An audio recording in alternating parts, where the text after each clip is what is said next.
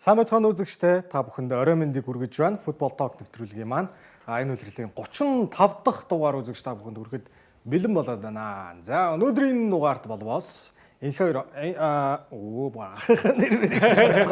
энх хоёр ах маань одоо чөлөө авсан. Тэмүүлэн маань одоо ингээд ер нь одоо чиглэе дөө гэж бодож байна. Тэгээ энх хоёр ах уучлаарай гэж бодлоо. Юун дээр өнгөрсөн 7 хоног маш их тоглолт боллоо. Би бүр ингээд аль аль тоглолтын таймыг оруулах уу, аль алийг үлдээх үү гэдэг тэр бүр ингээд толгойгоо ашиглаж нэлээд дараалал гаргах гэж махилаа. Тэгээд хэдүүлээ ямар ч цаач онцлог тоглолтуудыг яриад тэгээ хажуугаар нь бас нөгөө бусад тоглолтуудын талаар яриад явах болно. Өнгөрсөн 7 хоногийн онцлог зүйл бол мэдээж аваргуудын лигийн шүвгийн 8 тоглолтууд өнгөрсөн 7 хоногт бол ихэлсэн. Маш их хүлээлтийн доор том багууд бол хоорондоо таарсан юм тоглолтууд боллоо. Ийм хүмүүсийг зочоосон, бүм хийсэн үр дүнгууд бол гарсан. Ингээд эхнээс нь Эмирэйтс цэнгэлдэх хөрөөлн рүү хамтдаа очиё. Юу болвоо гэж. Харин юу болоо өөрөө хариулт. За 2006 оноос хойш таараагүй тий.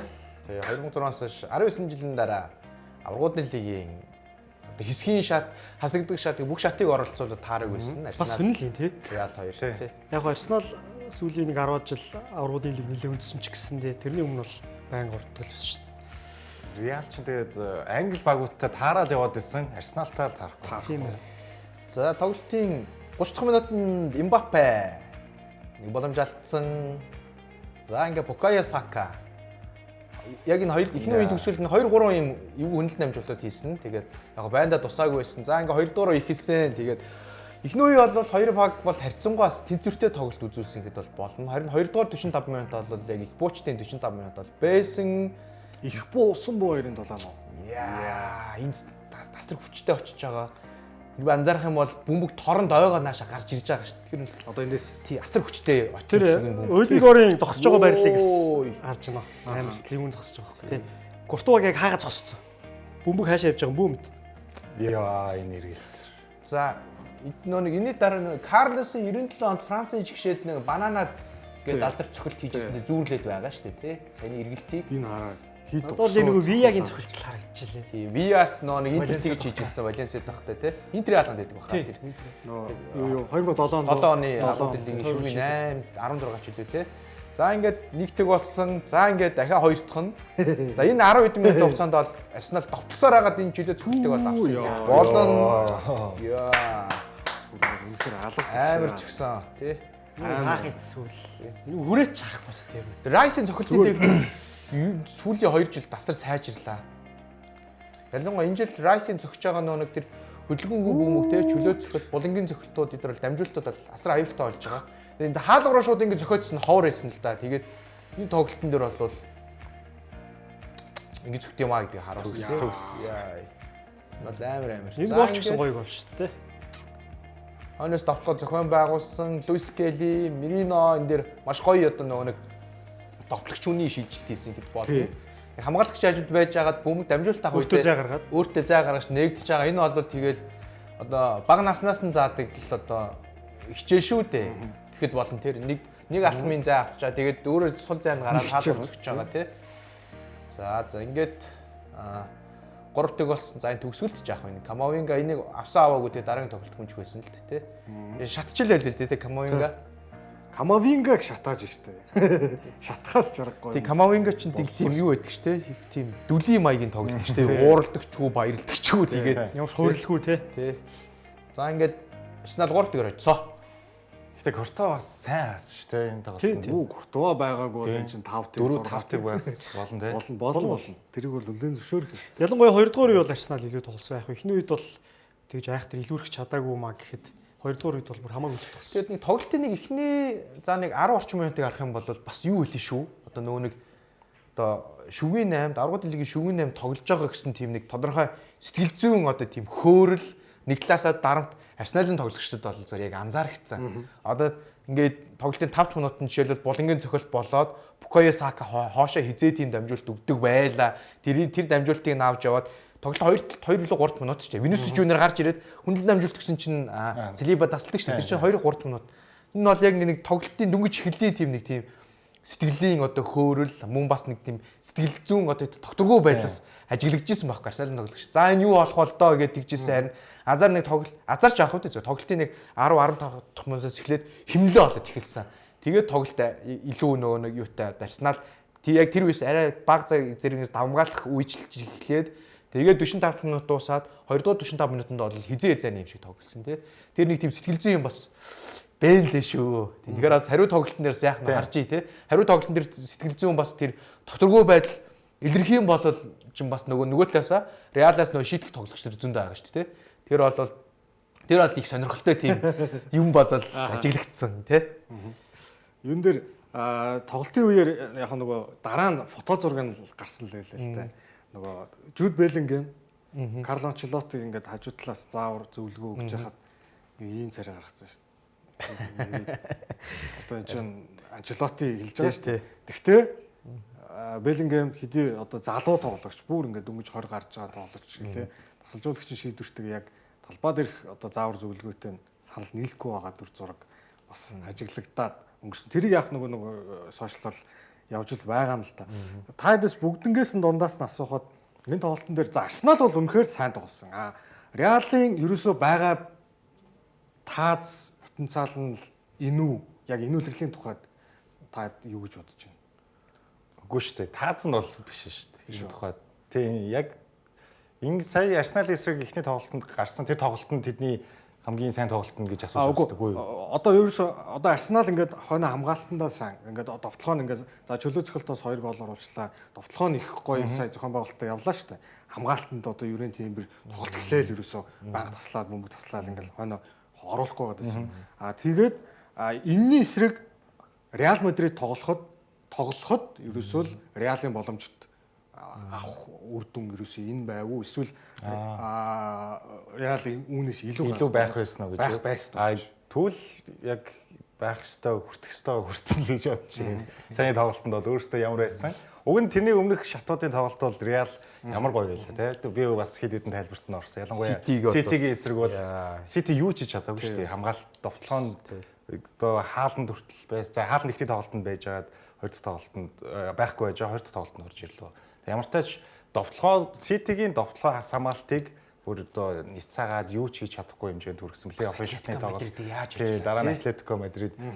Тэгэхэд энэ тоглолтод бол би Арсенал за яг талбай дээр тоглосон. Гэхдээ Арсеналын хувьд бол Премьер Лигтээ бас тэгж одоо яг формтой биш байсан шүү дээ. Тэгэхэд ялцчгүй энэ Европын шат, том шат тэгээд Арсеналын хувьд бас өсгөлөн байгаа гэдэг нь харагдчихээн. Нөгөө талд бол Реал яг энэ тоглолтод бол үнэхээр өөрсдөө одоо 3-1 гэдэг бол Арсеналын талд шудраг үр дүн байсан л гэж бодсон. Тэгээд яг саяны тоглолтын дээр ч юм уу те энэ үйлрэл бас нэг яг Реал нэг дутагдж байгаа нэг элемент бол зүгээр яг Тони Кроссын чадвар яг зарим шийдвэрлэх мөчүүдэд яг дутагдаад байгаа юм шиг л ажиглагдаад байгаа л да. Одоо жишээлбэл ингээ сая энэ тоглолтын дээр бол Арсенал бүр тоглолтын 90 минутанд ингээд бүтэн талбай шахалж байгаа шүү дээ. Прессинг гэж байгаа шүү дээ. Бүтэн талбай шүү дээ. Реал хойноос довтлогоо зохион байгуулах гэдэг. Тэгэхэд юусоо нэвтэрч чадахгүй. Яг энэ нөхцөл гүнээс найруулах одоо хуваарлах тий яг тим тоглогч яг байхгүй байгаа байхгүй. Яг мэдээж Модрич авах хичээж байгаа. Гэхдээ Модрич өөрөө 40 настай хүн шүү дээ. 40 нас хүрэх гэж байгаа тий. Тэгэхээр бол яг ийм одоо ачаалттай үед чинь Вальверда, Камавинга, Чуамени, тэ Модрич ч юм уу тий яг эдгээр тоглогчдод байхгүй нэг юм бол угаасаа Тони Кросс битдэг шүү дээ тий. Ямар ч дарамттай нөхцөл бөмбөг аваад тоглолтыг ингэж цааш нь үргэлжлүүлж тоглоог дараагийн одоо юуруу одоо шат руу шилжүүлж чаддаг шүү дээ. Тоглооны шугам руу бөмбөг хүргэж чаддаг. Оновчтой найруулдаг тий. Яг ийм чадвартай тоглогч яг Реалын хагас хамгаалагч нарт бас байсангүй юу тий. Тэгээд бас дээрэс нь Брахим Диасыг бас яагаад тийм орой гаргаваа гэдэг асуулт гарч ирж байгаа байхгүй. Брахим Диас яг тийм дарамттай нөхцлөөс бас аюу сайн ингэж нөгөө бөмбөгийг заалж тууж гарч ирдэг шүү дээ тий. Тэгээд бас нэлээ удаах шиг боллоо. Нэг тийм л зүйл байсан болоо да гэд Реалаас зүгээр харсан. Нэгдээ хоёрдугаар одоо хариу тоглолтноор бол шал өөр Реал бол гарч ирэх байхгүй тий. Бас гарааны бүрэлдэхүүнүүд нь яаж гарахнаас маш сонирхолтой зүгээр санагдаж байна. Надаа бол тий. Тэгээд яг нэг тийм нэг юунууд тий талбайны гүний найруулгууд өдр бол яг Реалын зарим үед бол яг дутагдж байна уу тий. Тэгээд бас асуухад Винисиус Жуниорыг хариу тоглолтын дээр сэлгээнээс эхлүүлвэл яах вэ? Одоо жишээ нь Брахим Диас бол бас ингээд яг тоглолтод ингээд минутаа бол маш сайн супер ашиглаж байгаа шүү дээ. Ялангуяа сүүлийн хэдэн тоглолтууд дээр. Vinicius Junior бол яг талбай дээр за 70 минут тоглоод одоо сүүлд бүр болохгүй болоод суулгалаа. Тэрний өмнөх тоглолтын дээр бас одоо болохгүй Атлетикогийн эсрэг тоглолтын дээр хариу тоглолтын дээр болохгүй болоод суусан. Яг иймэрхүү тоглолтууд дээр одоо жишээ нь Bellingham, Mbappe, Rodrigo, Vinicius Junior гэсэн дөрвөлээ хамт гарахаар La Liga-ийн тоглолтууд дээр улирлын хэсэгт нэлээд олон онаалцсан шүү дээ. Vinicius-ыг суулгаад үзвэл яах вэ? Би зүгээр миний хувийн бодол Vinicius-ыг нэг суулгаад үзвэл яах вэ гэж бодоод энэ дээр юу гэж бодож байна. Тий, уг нь болохгүй юм бол байхгүй л те. Угаасаа яг футбол токийн ихэнх дугаарууд дээр ч гэсэн ярьжсэн шүү дээ. Яг энэ дөрөв ингээд хамтдаа гараад ирэхээр ямар ч тийм балансгүй болчиход байна. Дөрвийн ер нь бол 2 юм 3 нь заавал буцахгүй бол ялангуяа хамгаалтан дээр ямарч баланс алга. Тэгээд кроссгүй гэдэг нь бол бас яхахгүй нь л харагдчихээн. Тэгээ Valverde-г ингээд төвд кроссын байран дээр ашиглачээ гэхээр баруун зүгт хөнгө болчиход идэг бас тий. Васкесийн хамгаалт муу байгаа, Карвахалын үлрэлэн дууссан гэдэг ч юм уу. Тэгээ үйл өрөөсөө хүн аваагүй. Тэгээ Vinicius-ыг зүгээр ариш сэлгэрээс бараг тоглохгүй бол байх л да. Яг гоо чиний саяны гаргалгаа бас надад таалагдчихлаа. Яг Диас их ч юм уу нэг жигүүрт нь гаргаж үзээд Vinicius сэлгэнээс орж ирвэл илүү өрч хүчтэй магадгүй 2 дуурын нэг 60 дээр орж ирвэл сайн тоглох ч юм уу. Тэгээд одоо 3 гол дутуу болохоор тим алхам бол хийхгүй л та гол хэрэгтэй. Тэгээ Vinicius нэг одоо тоглолтноор бол яадаг үлээ те. Хариу тоглолтын дээр бол яг нөгөөдүүлэл гаргадагаараа л гаргах л баг гэхдээ гараан дээр бол нэг сүртэй өөрчлөлт хийхгүй байх л гэж бодож байна. Угаасаа өөрчлөлт байх ч одоо нэг тийм тоглогч боломж сайн л. Тэгээд яг саяны тоглолтын дээр бол яг нэг хагас хамгаалтын шугамн дээр их нэг тийм зөрүү бол их байлаа гэж харагдсан. Одоо ингээд хагас хамгаалтын шугамн дээр бол талбайн төвд яг Modric, Camavinga хоёр бол орж иж байгаа шүү дээ. Яг Bellingham ингээд орж иж байгаа. Довтлооны хагас хамгаалагчийн байрлал руу ч юм яг бөмбөгтэй үедээ. Тэгэнгүүт бөмбөггүй үедээ болохоор 4-4-2 болчихгоо талбайн төвд яг Bellingham бол зүүн зах руугаа шилжээд Rodrigo бол баруун зах руу шилжээд талбайн төвд Camavinga, Modric болчихж байгаа байхгүй. Яг энэ одоо тэр одоо 2-9-3 муу талбайн төвд үүсэж байгаа. Одоо Partey, Declan Rice, тэгээд Martin Odegaard гэдэг. Тэгвэл яг энэ гурвын одоо гүйлт мөн бас одоо нэг агрессив буюу те одоо биеийн хүчний тэмцэлтэй бусад тоглогч руу ингэж очиж контакт өгж байгаа, гүүж байгаа, тэмцэж байгаа. Энэ бол яг талбайн төвд бол асар том зөрүү гаргаж байх шиг байна.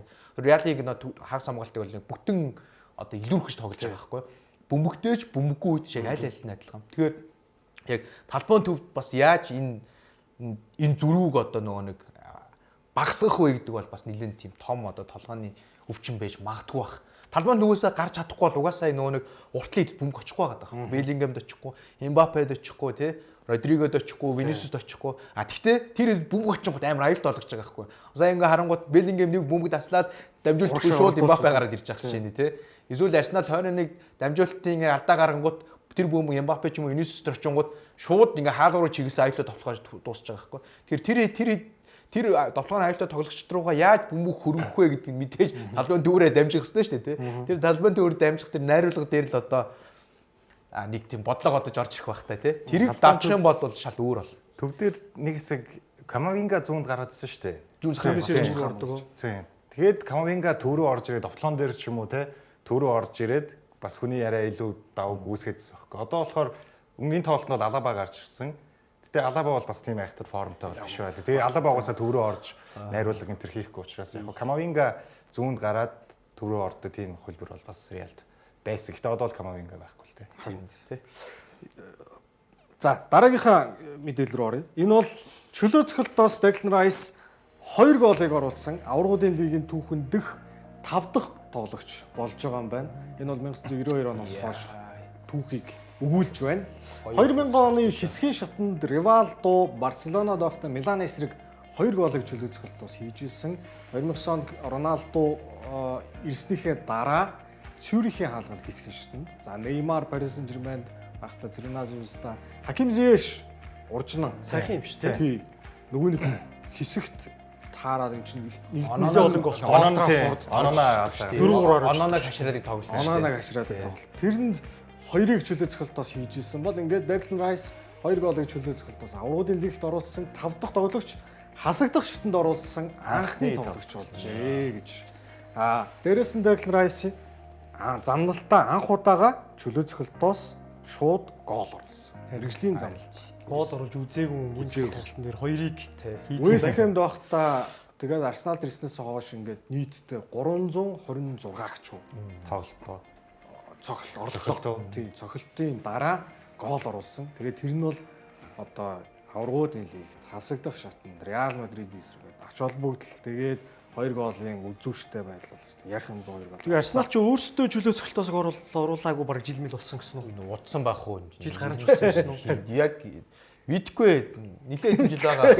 Санахгүй байхгүй тий. Үннээ л хэллээ тий. Би яг нэг тийм юм уншсан бас нэг 300 хэд өдөр ч үлээ. Тий. Тэгээд бас дээрэс нь нөгөө нэг ингээд төлөмгийн тренд харах юм болсон чөлөө цогцолтоос шууд гол идэг тийм бас тоо сүүрч Юу н багсаа тий. Одоо ингээд нэг 10 хэдэн жилийн өмнөхийг харах юм бол Роналдо ч зөвхөн Месси ч зөвхөн Неймар ч зөвхөн гэдэг ч юм уу тий.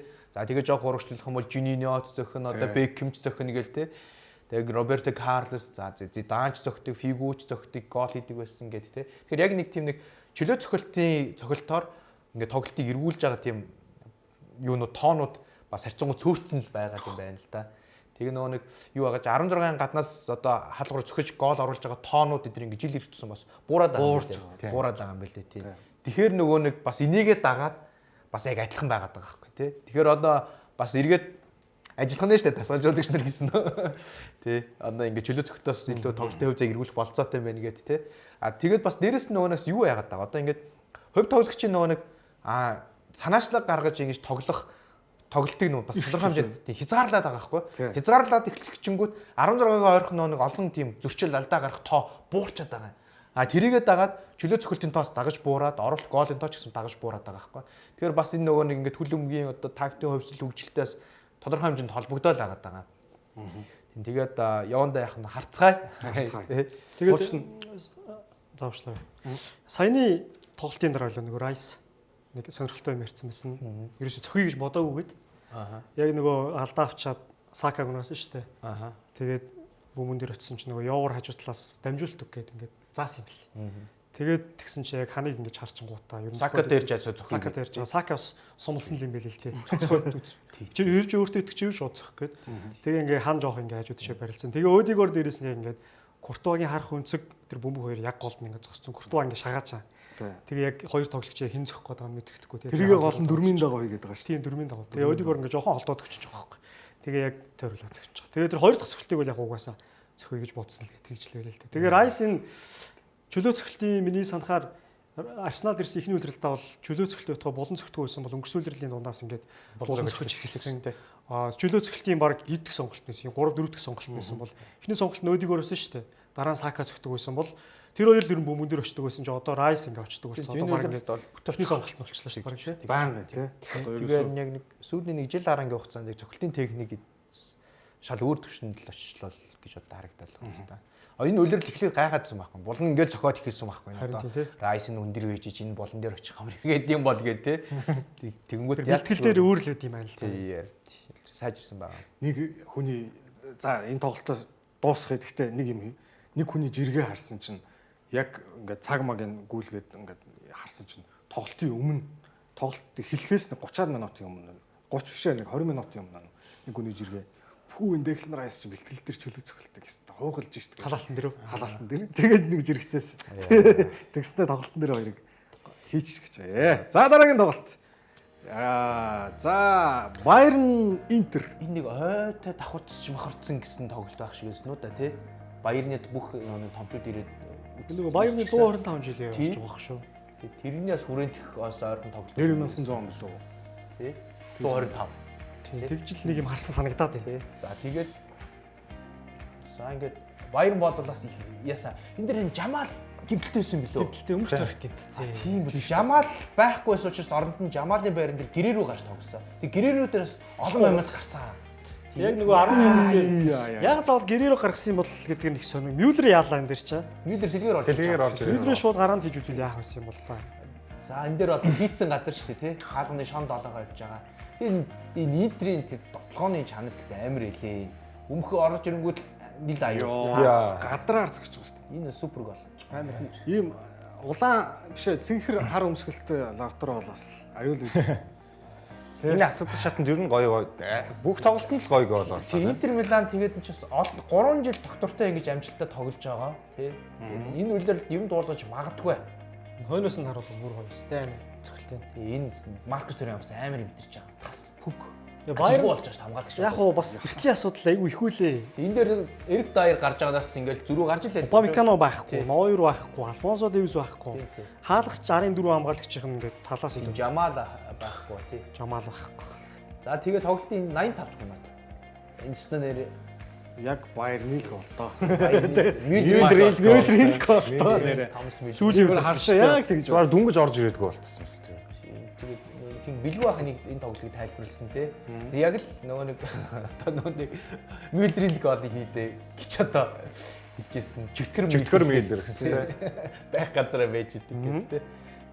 Яаж явж байгаа чинь бүм тэгээ очиж үг гэж бараг санагдсан шүү тэр. Энэ үч одоо Бундслигээс илүү аврагуудын лигт айгүй олон голтой байна шүү. За энэ бол бас классик сөрөг тоглохоо. Чинийх удаагүй те саяны Удаагүй ерөөсөө 2-3 минут 2 минут дараа л гол очих. Давид Фратеси. бас илгээр орж те. За. Ер нь бас сэлгэнээс голтой байгаа шүү. Энэ тоглолтны энэ зүүн заахын жигүүрийн тоглолч Карлос их сайн тоглосон. Маш сайн тоглосон. Шугун хиний орон тоглож байгаа шүү дээ. Димарко гэх тийм. Тэгээд Интер Милан бас энэ үйлрэлт их чамбаа байна. Ялангуяа хавар бүр ингэ чамбаа олж тоглож байна тийм.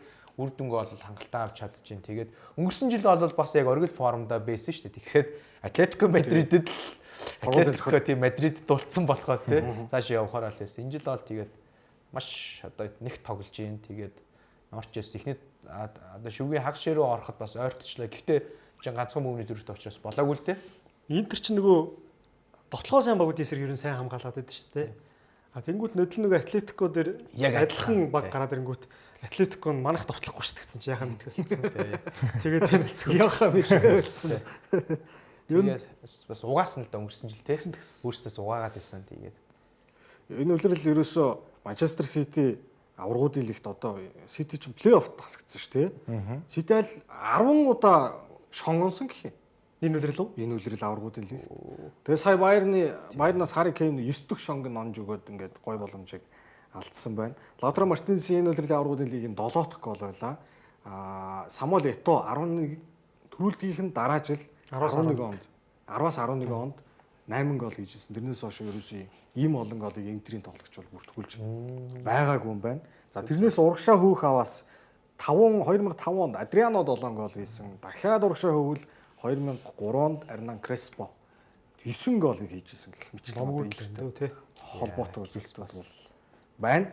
Интер бас эхэлж гол оруулсан тохиолдолд 28 тоглолтоос ердөө ганцхан ялагдлыг хүлээсэн. Саяны тэр ялагдал нь бол Атлетико Мадрид гэдэг факт. Ялагдал хүлээж байна. Тэр нь 2024 оны 3 сард гэж ш. Яг нөгөө тоглолт байна шүү дээ. За ийм одоо юу байна? Байерн Мюнхен Альянз Арена энэ жилийн аврагуудын лигийн финалийн тоглолтыг хүлээн авсан гэлт хүрээлэн Байерн өөрсдөө финалд талбайдаа тоглох мөрөөдлөө 12 онд биелүүлсэн. Цом өрөх мөрөөдлөө замхруулсан. Хожигдоогүй суралцсан зогссон уу? Зогсчлоо. Тэглээ. За 21 оны 9 сарын 30-наас хойшоо бараг энэ чинь 4 жилийн хугацаа. 3 жил ахсан. Бараг 4 жил тий. Корно 4 үлрэл гэсэн л үг юм байна л да. Талбайда 23 дахь тоглолтонд тэгэд ялаг төвлөлөө. Дунджаар 2.8 гол оруулж тэг 7 гол 12 тоглолтод клин шит гэсэн. Тэгээ бараг талбан клин шит гэсэн шүү дээ. Талаас илүү. Тэгээ ер нь 1 гол дунджаар за 0.7 гол алддаг байсан чинь Интер цаа 2 гол. Энд нь 2 гол хийсэн баг ганц 2 л гоох төө. Хариу тоглолтын дээр бэртэлтэй Мусиала жишээ нь орох боломж байна уу? Боломжгүй биш үлш. Жишээлбэл сар юм уу? Тэр хэвцээ байсан шүү дээ. Жамаар л насар том гар зулжээ. Харин Тэгээ хамгаалтын шугам айгүй хэцүү. Сая тэгээд Бундслиг дээр бол яг хаа Герерогийн оронд нөгөө Мюллерийг л оруулж илээ л дээ. Мусиалагийн байран дээр. Тэгээд Интер эсрэг хариу тоглолтын дээр айгүй бол бас тэгэл ах гэж бодож байна. Гереро бол яг тэнд нэг л тийм зөгцөхгүй л харагдана л шүү дээ. Уусаа үнцэн байрлал зүүн зүгээрээ хамгаалагч байна. Ер нь жигүүр тоглолдог хүн. Би бол Герерог тэгж төв тоглож байгаа юм. Тасарахгүй. За Байерн ямар тааш ингээд талбайдаа хожигдсан. Интер харин хол явах гад ингээд чимээгүйхэн мэдээлэл хийгээд байна уу да гэж бид бас ингээд тоо нэвтрүүлэг эхлэх юм бол ярилцсан суулаа. Нэг ч хожигдоогүй явж байгаа тий. Нэг Ливерпулд хожигдлоо. Алдсан гол нь 2 өнө 3 хүн л байгаа шүү дээ. 3 баг. Тий. Брасар нэг тоглож байгаа шүү дээ. Сая тэгээ Ян Зомор бол хааж лээ. Хэд боломжийг одоо тэр гэрээр үеийнхний үед оруулж иж баруунаараа зөхиод алсын бол зөхтөн өмгийг хаагаал ойлгоо дахиж гарч ирэл дахиж хатгаал тий. Хааж лээ Ян Зомор бол тий. Тэгээ Баер нь бас хаалгач нь одоо бараг 4 хаалгач байсан тий. Үрбигөө. Ер нь тийш шүү дээ. Нэг залуу гаргацсан нөгөөх нь одоо тэгээ чадхаараа л тоглож байна да. За тэгээд яах нь энэ 7 хоног бол хариу тоглолт нь бол болно. Бондо нарлаг Испани руу явцгаая, Каталон руу очицгаая, Барселона, Дортмундын тоглолт болсон. За энэ тоглолтод тэгээд нөгөө нэг энэ тоглолтын өмнөх Бундслигийн тоглолтын дээр Дортмунд нөгөө 5 хамгаалагчтай тоглосон. Тийм тэгснэ энэ дэр буцаад 4-т тоглолтын дээр 4-3 ч юм уу нэг тиймэрхүү байрлалаар бол гаж тоглосон. Тэгээд энэс яагаад гэсэн бол би бас 3-таагаа гарч ирэх юм болов уу гэдэг. Тэр нь гол нь болоод тасан байхгүй юу? Лиг дээр бол. За ингээд нэг шар ут завсаа. Эдэм шал хэрэггүй. Эдэм ер нь ихний 20-30 минутанд бүр ингээл ер нь тоглолтын имлэг болохгүй л яваадсан. Хүсцсэн шүү дээ. Очиж алдаа гаргаад бөмбөгөө таслуулаад энэ дэр күүндээ ингээ үснээс татаад байж тээ гэд хэлсэн шүү дээ. За тэгээд энэ ингээд ингэж шаал дэмээр финий очиж бөмбөг төрдөг бас аюултай тийм. Энэ бас тэгтээ өрсөлтөө үлдээ. Отонд байсан бол яа. Тэр хамгийн цаатлын хамгаалагч рүү байг бол отон байхгүй. Орж авсан хүмүүс дээр яг сайхан гар тий гэж үрчдэг. Жохон жижигэрсэн л тээ. Мариш мэрэгэн бууч дээр явж байгаа. Тийм ээ, харин тий. Тэгээ одоо би бол энийг ихлэ анзаараагүй. За баг отын юм биш үү гэсэн чинь харин наан байсан хамгаалагч нар бол хойно өсөхгүй. Тэгсэн чинь тэр цаана байсан нөхөр харин хөлөө татчаамжийг үл байсан юм. харин тийм байл тий. Антон гэсэн үү.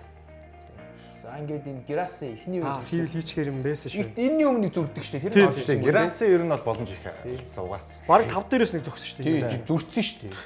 Сулхаан За ингээд Барса бүжгэлсэн ихэлсэн 2 дугаар ихлээ. Ямал эдэр ямар амар хайт юм бэ тий. Зүгээр тас гэл. Ямал энэ дээр сайн тоглосон. Одоо дараа ингэж өгөөд Рафиня ажилласан бас. Гол намжуулт.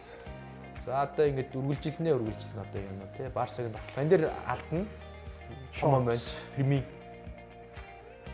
Фермин Лопес. За одоо ингээд дахиад тоглоно. Ямалын дамжуулалт Барса. Энэ дээрс хоёр тоглохны хөлбөр явж байгаа маа. Фермин хөдөлгөөн байдлаар хамгаалагчийн байрыг алдагдуулаад тэр сул зайд нь тэр Левандовски гүйж орж ирээд итргээд одоо ингээд хөлөмгийг хичээл шүү дээ. Харин тий. Одоо яг эндээс сул зайд ингэж өгсөж байгаа. Одоо Рафинагийн гүйл тэр хамгаалагчийн анхаарлыг татна. Тэр үүсэж байгаа сул зайд дээр Левандовски орж ирээ хаалга руу зогсож байгаа. Бол амар хичээл. За одоо энэ үнэхээр гоё дамжуул. Тас. Энэ Ямалс маяглж илээ тий. Хоншордоо хийж байгаа шүү дээ. Яаж зөгч өгöd ингээд дараа нь харсан чинь хоншоортсон байгаа. Цаашаа дараад гарах нь үгсээр шууд зөгчихлээ шүү. Ямар ч гоё тааруулж өгдөө энэ дээр Рафиня аагаад тий бүхийг нь бэлдэж өгч байгаа. Тэгээ яг харж агаад хоншоордод зааланд л ингэж хоншоордож гол идэв шүү дээ. Тэгээ бүт зааланд. За Флик ч одоо коучийн туслахаар ажиллаж байсан тий. Баяранд тэгсэн шүү дээ. Тий. Туслахаар нэсэн. Одоо энэ хоёр хүний замнал ингээд баримжуулагч тийм байна тий. Ханс Флик мундаг юм аа. Энэ нэг өвөлт нэг жоох унсан тий Барса нэг юу. Тэгээ оны өмнө шүү дээ 11 12 сонирн болоо тий. Одоо буцаад хавар ингэж чангараад ороод ирлээ. Энэ ирчээр бол бас л цогсооход хэцүү шүү Барсаг. Онгарснаас хэд тоглож юу? 24 тоглосон баха. 24 тоглоо 20 очоо 4 тэнцсэн. Тэгээд яг тэрэн дээр би нэг ганц хоёр юм нэмээд хэлэхэд 11 12 сард бол яг гол бол хийгээдсэн нэг машин шиг хийдгэрийгэсэн. Айгүйх гол алдаадсан байхгүй. Тэгээд тэрийг яаж хийдсэн бэ гэдгсэн чинь Касадог буцаас илгээр оруулаад Френки Дионгийг гараар оруулаад хамгийн гол өөрчлөлт нь юу гэхээр хаалгач асуулсан. Войцэгчжээсний нөгөө 1 сард Копа дель Рей гэх тоглолтын дээр гарч ирээд за тийчээс нь ер нь Копа дель Рейд л ингээд тоглоо явах юм байна да гэсэн чинь шууд бүх тэмцээнд ингээд тоглоо. Тэрэн дээр нэрмээс болсон бас нэг юм юу гэсэн чинь нөгөө Сауди Арабид супер зам болсон шүү дээ. Тэрэн дээр нөгөө Иньяки Пенягийн таалгач яг багийн нөгөө нэг хурал дээр хоцроод Фликийн үлрэлт дээрээс хоцорсон тоглогчдыг шууд гарааны бүрэлдэхүүн нэрлэхгүй байгаа. Одоо Жүүл Күндэ жишээ нь энэ үлрэлт 3 удаа сэлгэнээс тоглосон гурвууланд нь хоцорсон шалтгаанаар. Тэгсэн тэгээд Иньяки Пенягээс шууд багийн бүрэлдэхүүнээс тэр чигээр ингээ аваа хийчлаа. Ишчээсний орж ирснээр яасан гэхээр туршлагатай хаалгач хойноос хамгаалтыг илүү сайн удирдах чинь илүү сайн ярьж чинь. Тэрнээс Пеня бол штегнээс нэг тийм дутгааргүй яг ойрхон хаалгач. Ишчээсний давуу тал нь юу гэхээр хамгаалтыг бол маш сайн хойноос ингээ удирдах юм байна. Туршлагатай байна. Хаалт илүү сайн юм Тэгээ ингээл дуустал ер нь хичээсний тэгэл дуусах юм шиг. Хичээс тэгээд Дахиад жилийн гэрээ ярьсан явчлаа. Тэг яг official-аар болоог байгаа. Гэхдээ хичээсний өөр бол окей л гэсэн. үлдэх магадaltaй байх тий. Ер нь бол магадлал. Барсач яг нөгөө нэг туршлагатай алгаж болох хэцүү тий. Бүр Барселона тоглоулъя, гараанд гаргая, дахиад цалиугийн жил тоглоулъя гэж байна. Хин үгүй. Нодлон Барселоныг ярихад 70 эрэг дээр Надлаг газар тий. хүүхдүүдтэйгээ волейбол тоглоо яжсан гэж байна шүү дээ. Харин тийм. Тэгээд хичээснээ яа сая тэр нэг 11 сард нэг хэсэг нэг дэмэрсэн тий. Нэг сар дуу. Нэг сард Нэг Бенфика сараас гэж тоглосон байхгүй. Бенфика нэг сард Бенфика дээр очиад хамаалагчтай мөргөлж Нэг сар угаасаа хоосаад гол даалдуулаад тий. өөрөө хэлсэн шүү дээ. Би ийм хүлэн бүг, ийм хаалгачаасаа ийм хол хамгаалалтын жугамтай багт тоглож байгаагүй юм байна. Надаа айгу эйгүү байна гэдэг өөрөө хэлсэн шүү дээ. Одоо бол гайгүй дасаад их шиг тий. Лева Дортмундд тоглож явсан. Дортмундын бас нэг цагийн цалгиж явсан товтлогч. Дортмунддаас явснаас хойш энэ хүн чинь Дортмундынхаа эсрэг 28 тоглоо 29 гол хийх юм да. За. Онцлог зүйл юу вэ гэхээр Роберт Левандовски аваргуудын лигт 3 өөр багийн нэрийн өмнөөс 10-аас дээш голыг оруулсан амжилтыг бүртгүүллээ. Анхны тоглогч юу? Тий, анхны тоглогч. 3 өөр баг гэхээр байна тийм хөө. 12-оос 13 онд Дортмундд байхдаа 10 гол хийж 2 голын дамжуулалт өгсөн. 19-оос 20, 21-оос 22 нь бол Баернд хамаатай 15 гол, 13 гол. Энэ жил ингээд 24-оос 25 онд Барсаг нэрээс 11 гол. Ясны Энэ жил гол дамжуулалт байхгүй юм уу те? Энэ үлрэл байхгүй юм байна. Тэг Шавид бас учир байсан юм байна гэж харагдаж байна л да. Өнгөрсөн жил Левандовски ч ерөөсө гол хийхгүй л байгаадсан. Тэгээд цаг нь болцсон юм уу гэсэн чинь дасгалжуулагч тусдаг нөлөө. Тийм Байсан болж таарч шиг юм. Тэгээд яг энэ бүрэлдэхүүн л байсан шүү дээ өнгөрсөн жил. Өөр хүн баг аваагүй те. Дани олмол ганцаар ирсэн. Нэг тэг Барс олсон шүү дээ тий. Тэгээ хэрэг ялгаа байгаа. Интер за хэрэг гээд гараад ирэлээ гэж ярихад бол Интер шиг тийм айхтарс хамаалттай баг эсрэг Барса яах вэ? За одоо Барса бол гарч ирэх магадлал айгүй их болсон шүү дээ. Дөрөв. Баг 99 гэдэг шүү дээ. Тийм хамгаалтын эсрэг ер нь тоглолоо энэ үлрэл. Үгүй яг уу за Атлетико байна те. Атлетиког бол уншсан шүү дээ хоёр тоглолтод. Вандад энэ үлрэл 2 хочсон байгаа. Ер нь Вандад нэг үлрэл 2 хоцсон баг мэдхгүй одоо ер нь 21-р зам байт юм уу. Гэхдээ яг уу Интер эвгүүлдэ Баерн гарч ирэх юм бол тоглолт нэлээд таарах баг. Баерныг уус энэ үлрэл хочсон байгаа. Интер бол тэр нэг хамгаалалттай баг бол Барсаг гэж амархан бол хийлэхгүй л баг л та. Юу Интер бол асар нэг тоглолоо шүү дээ. Нэг таг айгүй Барсад Би Баерныг бас нөгөө талд шууд ингээд тооцооноос асчмааргүй л. тийм болоогүй болоогүй. би зүгээр яг Алин дээр вэ л гэж. Яг Барсагийн фэний хувьд бол Баернтай тоглосон дээр л те. Тэгэж л хэлэх гээд байхгүй. За үрд Баерны гол нь Баернаас бас авах юм байд юм болоо гэж бодохгүй юу? Энэ шатны. Тэмүүлэн тоглолт Барса Дортмундын тоглолт эхлэхээс өмнө зөв үр дүн юу гэж харж ирсэн. 4-1 гэж арай бодог байсан. Үгүй 4-1 биш. Би нэг за талбай дээр за 2-1-ээр хожчихсаа гэж бодож байсан. Айлын голын 4 байхгүй юм чи. Тийм 2-1. Ер нь бол 2-1 яг Барса бол би хожиж болов гэж бодож байсан. Гэтэ нэг голын зүрх мөрөтэй л хожих болов даал гэж найдалсан. Сүүлийн нэг 10 минутанд Барса бүр юу байсан шүү. Итерхий бас хамгаалж агаад Дортмунд бүр ингээл зогсоо цагаа товтлсон шүү дээ. Нэг 80-аас хойшоо тоглолт дуустал. Тэгэл гол алчихгүй дээ л гэж бодчихлаа. Юун дээр нэр энийг юм хэлэхэд энийг бол заавал хэлэх хэрэгтэй баг. Рафиня одоо сая ингээд орж явсан бөмбөн дээр зураасан дээр гол хийчих. Араас нь 2 голын дамжуулах гэж. Энэ хүн чинь 2011-ээс 12 онд Лионел Мессинийг үлрэл 19 гол шууд оролцсон рекорд амжилттай тэнцээд ирж байгаа юм шүү. Амар тий. Эвдэх юм байна уу гэсэн нь. Тоглолтын тоол хаваас Ари олон баг тий. Адилхан байсан баг шүү. Адилхан байлуу. Одоо эн чинь 11 тоглолт. 13 билүү? За хэсгийн 8. 11 тоглолт. Барса чинь плей-оффын тоглолт хийгээв. Тэгэхээр 11 тоглолтод 19 гол шууд байдлаар оролцсон байна. Финя. Энэ бол айхтар үзүүлэлт. Ер нь бол Одоо чинь голын дамжуулалт хоёулан гаранд тэргүүлж байгаа шүү дээ. 12 голтой 7 голын дамжуулалттай. Маландор. Тий, одоо яг тэгээд финалд чийжил ер нь яригдах бах л та.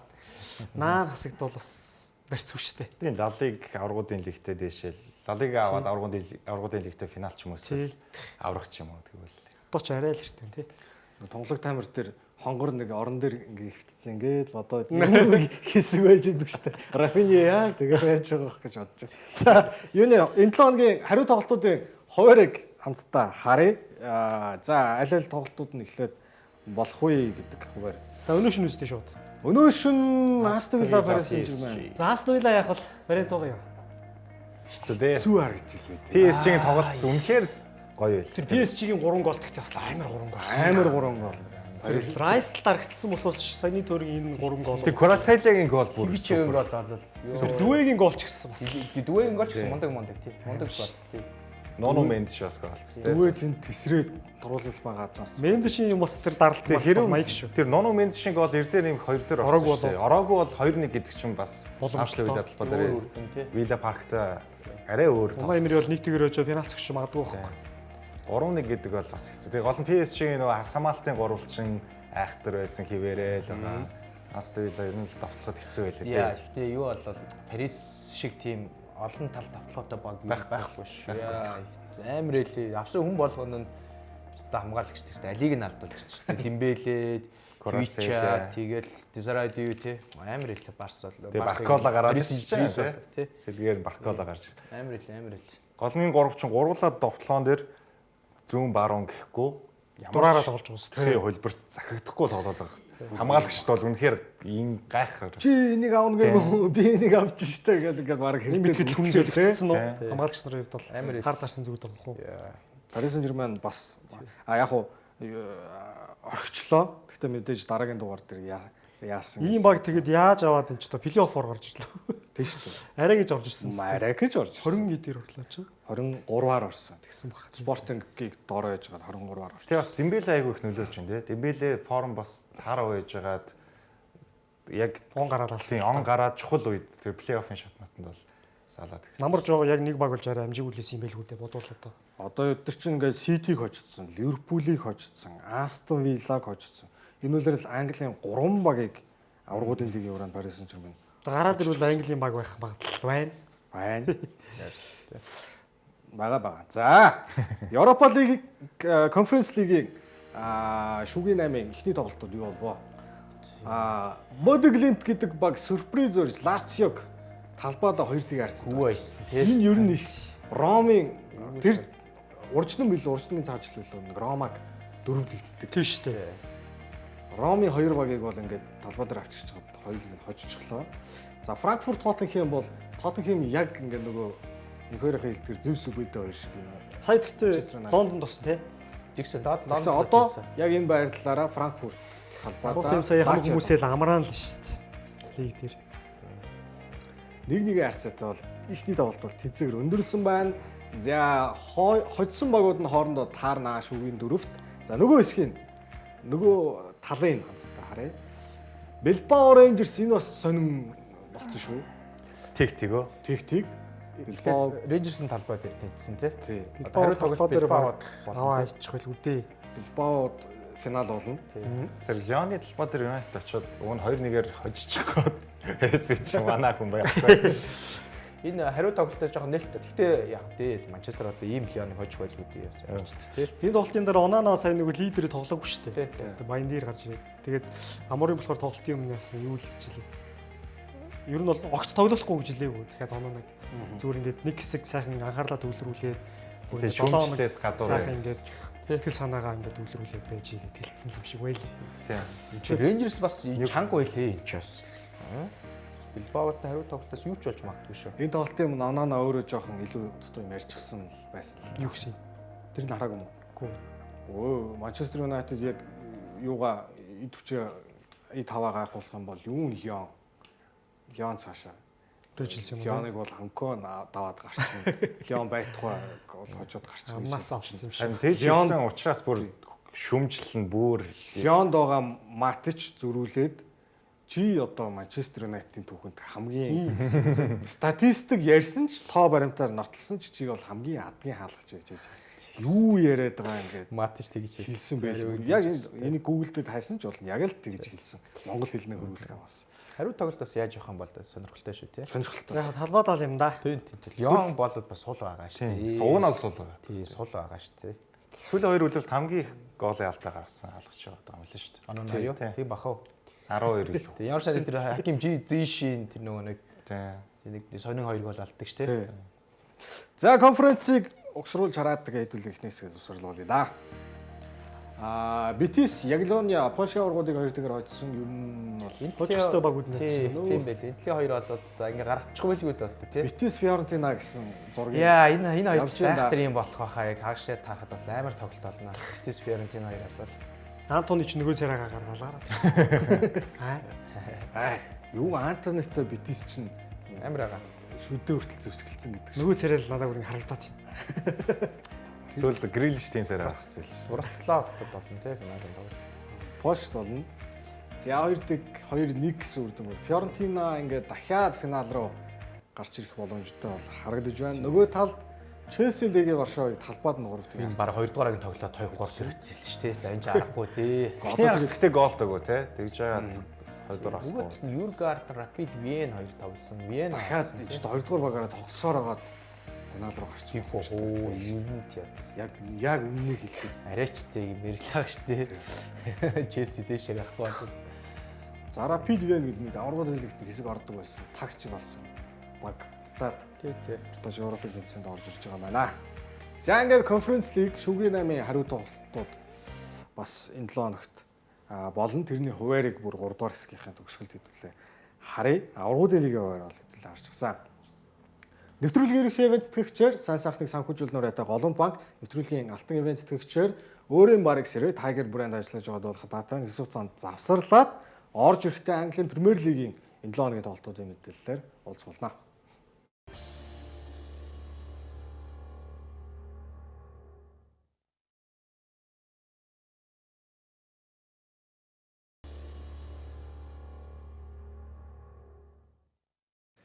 Нэвтрүүлэгт хамтдаа үзэгчдээ баярлалаа. 35 дахь дугаар маань үргэлжилж байгаа. 20 дугаар хэсэг за Английн Премьер Лиг рүү хамтдаа шилжиж энэ удаа Этихад цэнгэлт хүрээлэнд Кристал Палас ирсэн. Гой тоглолт болсон байлээ тий.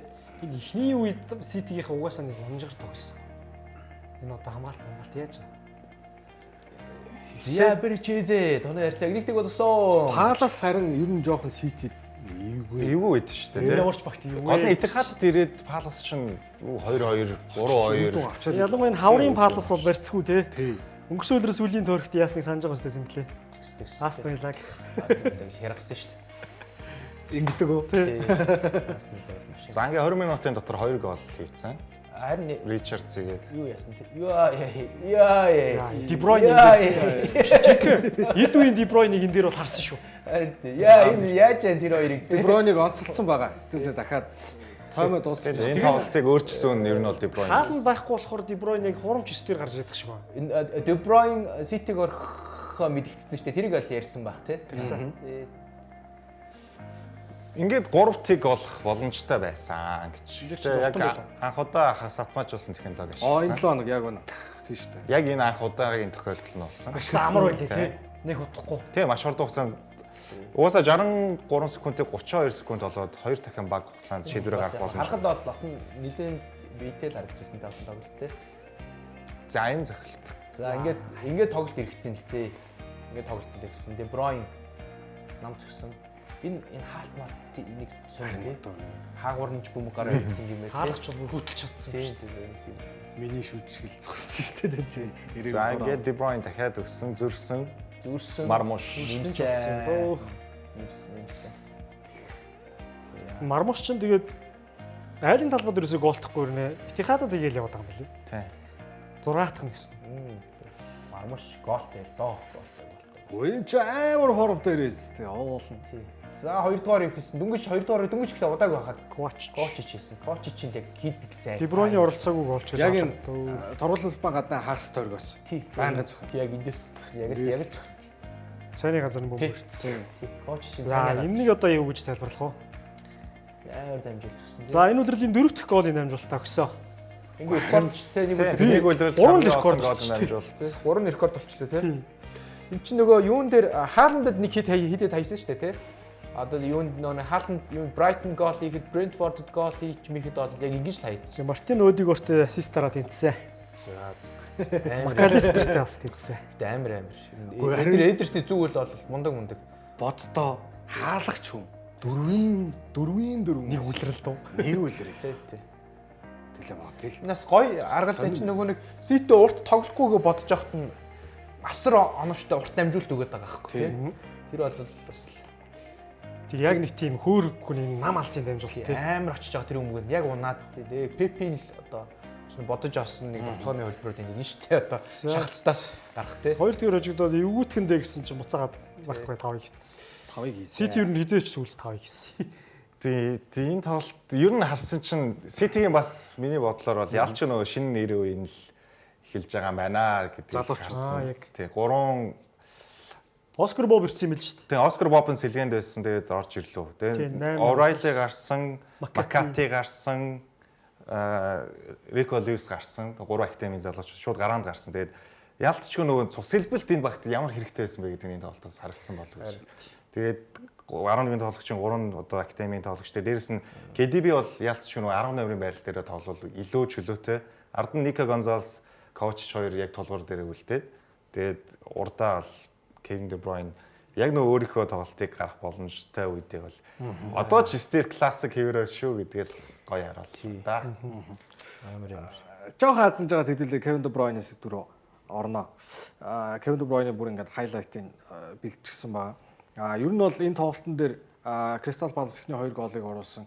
Palace энэ үлрэл юу гэнэ вэ? Чин 2 дахь гол нь булангийн цогцолтоос шууд мөргөөд хийчихэж байгаа шүү дээ. Тэгсэн зөвхөн Арсенал нөгөө хөдөлгөөнгүй бөмбөгөөс гол оруулж байгаа нь өнгөрсөн үйлрэл ихснээс хойш тоолоод бүр ингээд бүх багуудыг тасгаа тэргүүлээдсэн чинь Palace болохоор энэ үйлрэлээ тэргүүлж байгаа юм байна. 14 голыг Арсеналын энэ үлрэл арай багассан л та тий. Тэгсэн. Одоо ялангуяа 1-р сараас хойш бол ер нь хийгээгүй дээ. Хөдөлгөөнгүй бөмбөгөөс тий оруулсан гол 14 голыг Одоо нэг булан чөлөө цохилт орж байгаа байхгүй тий. Тийм зөвхөн булангаар бол яг Арсенал хийж байгаа хэвээрэл. Нэг үзүүлэлтийг хараад тэгээд Kevin De Bruyne руу шилжиж. Энэ бол 5 гол орсон гэж түр одгийн маань онцлсан. Ерөөсөө нийт тоглолтыг тоолвол Pep Guardiola Ирснээс хойш тийм Manchester City нэг тоглолтод 5 бат машин дэлсэн л да. 39 тоглолтыг бүтэн нэг улирлын одоо энэ чи Тийм ээ. юу юм бэ? Хэдэн үлрэл? Зөвхөн Премьер лиг юм. 8 үлрэл. Зөвхөн Премьер лиг 8 улирлын. 8 үлрэлийн хугацаанд нэг үлрэлийн Нэг үлрэлийн зүү цэмчээнд Ерөөсөө Нэг үлрэл болгоны 5 тоглолт гэсэн үг шүү дээ. 5 гол. үлрэл Энэ үлрэл цөөхөн баха. Гош Арсеналч бас хөөхнөх үү? 20 Арсенал байна. Ливерпулээс бас энэ сонирхолтой үзүүлэлт шүү те. Яаж явж байгаа ингэ ийм олон 5-ыг хийцээ. Арсенал. Тий. Харин Ливерпулийг бол ойлгож болно шүү дээ гэсэн. Арсеналч өнгөрсөн үлрэлийн яг дундуур 1-2 сар тасны баахан шорош. Нэг машинсан те. Машинсан те. Ялангуяа нэг айлын талбай дээр дараалж хожоодсэн шүү дээ. Тэр үед олон хийсэн юм байна. 5-ыг 5 Тийм нэг байна, тийм байна. За ийм үр дүнгуудыг бол 5 ба түүнээс дээш голыг оруулсан тоглолтууд бол ийм одоо энэ бол нэг олон гараад идэг бол Тэгээ уг нь Palace чин он гараад хамгийн олон оноо цуглуулсан. Ер нь 2025 оны февруард Яг Ливерпулийн жилийн хавар шиг л тоглоод байгаа тийм шүү. яг л бас гоё формтой байсан баг шүү дээ. Ер нь бол нэг одоо өснөгтэй бүр ингээ унах бүс мөсөд байсан. Эсвэл форм тааруу байгаа эсрэг бол City сая ингэж тоглоог баг. тий. Тий. Нээлттэй гоё тоглолт байсан тий. Нээлттэй Тэгээд Palace чинь хожиж яваа нөхцлөөс онаалтах нь маш багаас юм байна. Ерөөсөө 9 оноо үлрэлийн турш харсан. Сити чи хожигдож яваад 20 тоног авсан гэсэн баг шүү. Тэгж байна. 25 онгороод хамгийн цөөхөн гол алдсан баг. Бас Palace байсан. Тэгтэл ингээд 5-ыг алдчихлаа. За, үүнийг хийх болсон одоо гол хүчин зүйл, гол мотор, хөдөлгүүр, бензин, тос, масл одоо юу вэ гэдгийг тэр нь мэдээж Kevin De Bruyne байлаа. Kevin De Bruyne-ийн онцлог энэ тоглолтын онцлог агшнуудыг хамтдаа шимтэн үзсэн. Камада яаж байгаа юм. За, De Bruyne яг хааланд гинцнээс хойш ер нь их урагшаад хоолж байгаа. Гэтэ яг өмнөх тоглолтуудаа харьцуулахад энэ дээр бол үнэхээр идэж уулсан. Нэг зовлонгүй тэр гоё Одоо энэ миний дамжуулт хийх гаргаад хэрэгтэй ирж байна тий. За, дахиад Хийж чадаагүй 2-3 дамжуулт ер нь гаргаж өгсөн тий. За энэ буцаагаад өөрөө дамжуулт гол давна. Өөрөө цохин Сайхан дураараа гоё тоглож байгаа. За энд хоёр угсарч. Ой. Шонгоо. Элбийн гимээр нэг хоёр нөхөл унгаа гарчиж байгаа. За чөлөө цохилтоос энэ бол мэдээж шууд Яа. Асраар тэгж цохин гэдэг. Астар тий. За тийм Гоё бил зөвлөөр. Тэгээ одоо энэ бүр үзүүр дээр явж Үлдээж байгаа. гол ерөнхийдөө баг одоо second assist гэж бас нэг Тий. Хааланд яг урд ингээд бөмбөг авахаараа ер нь бол дуусгахыг илүү бодд юм байна. Де Бройн болохоор нөгөө цогхоос илүүтэйгээр багийнхныгаа хардаг. Яг энэ харагдчих тий. Сайн магадгүй хаалт бөмбөг авсан бол шууд хаалга руу зөхөх ч юм уу. Зүүн болгоол зөхөж тааланд болвол. Аяг санийх дээр болвол. Одоо энэ дамжуулт үнэхээр гоё. Тэр хараа. Бас амар хийгээгүй шүү. Яа. Энэ бол гэхдээ үнэхээр ассистаар хангалттай хэтрик хийчихэр байсан.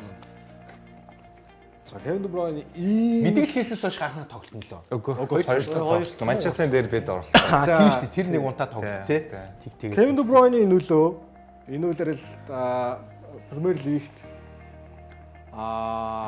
түүнийг байсан тоглолтод баг нь 9 хожоод 2 хожигдсон буюу хожлоо 64.3%-тай.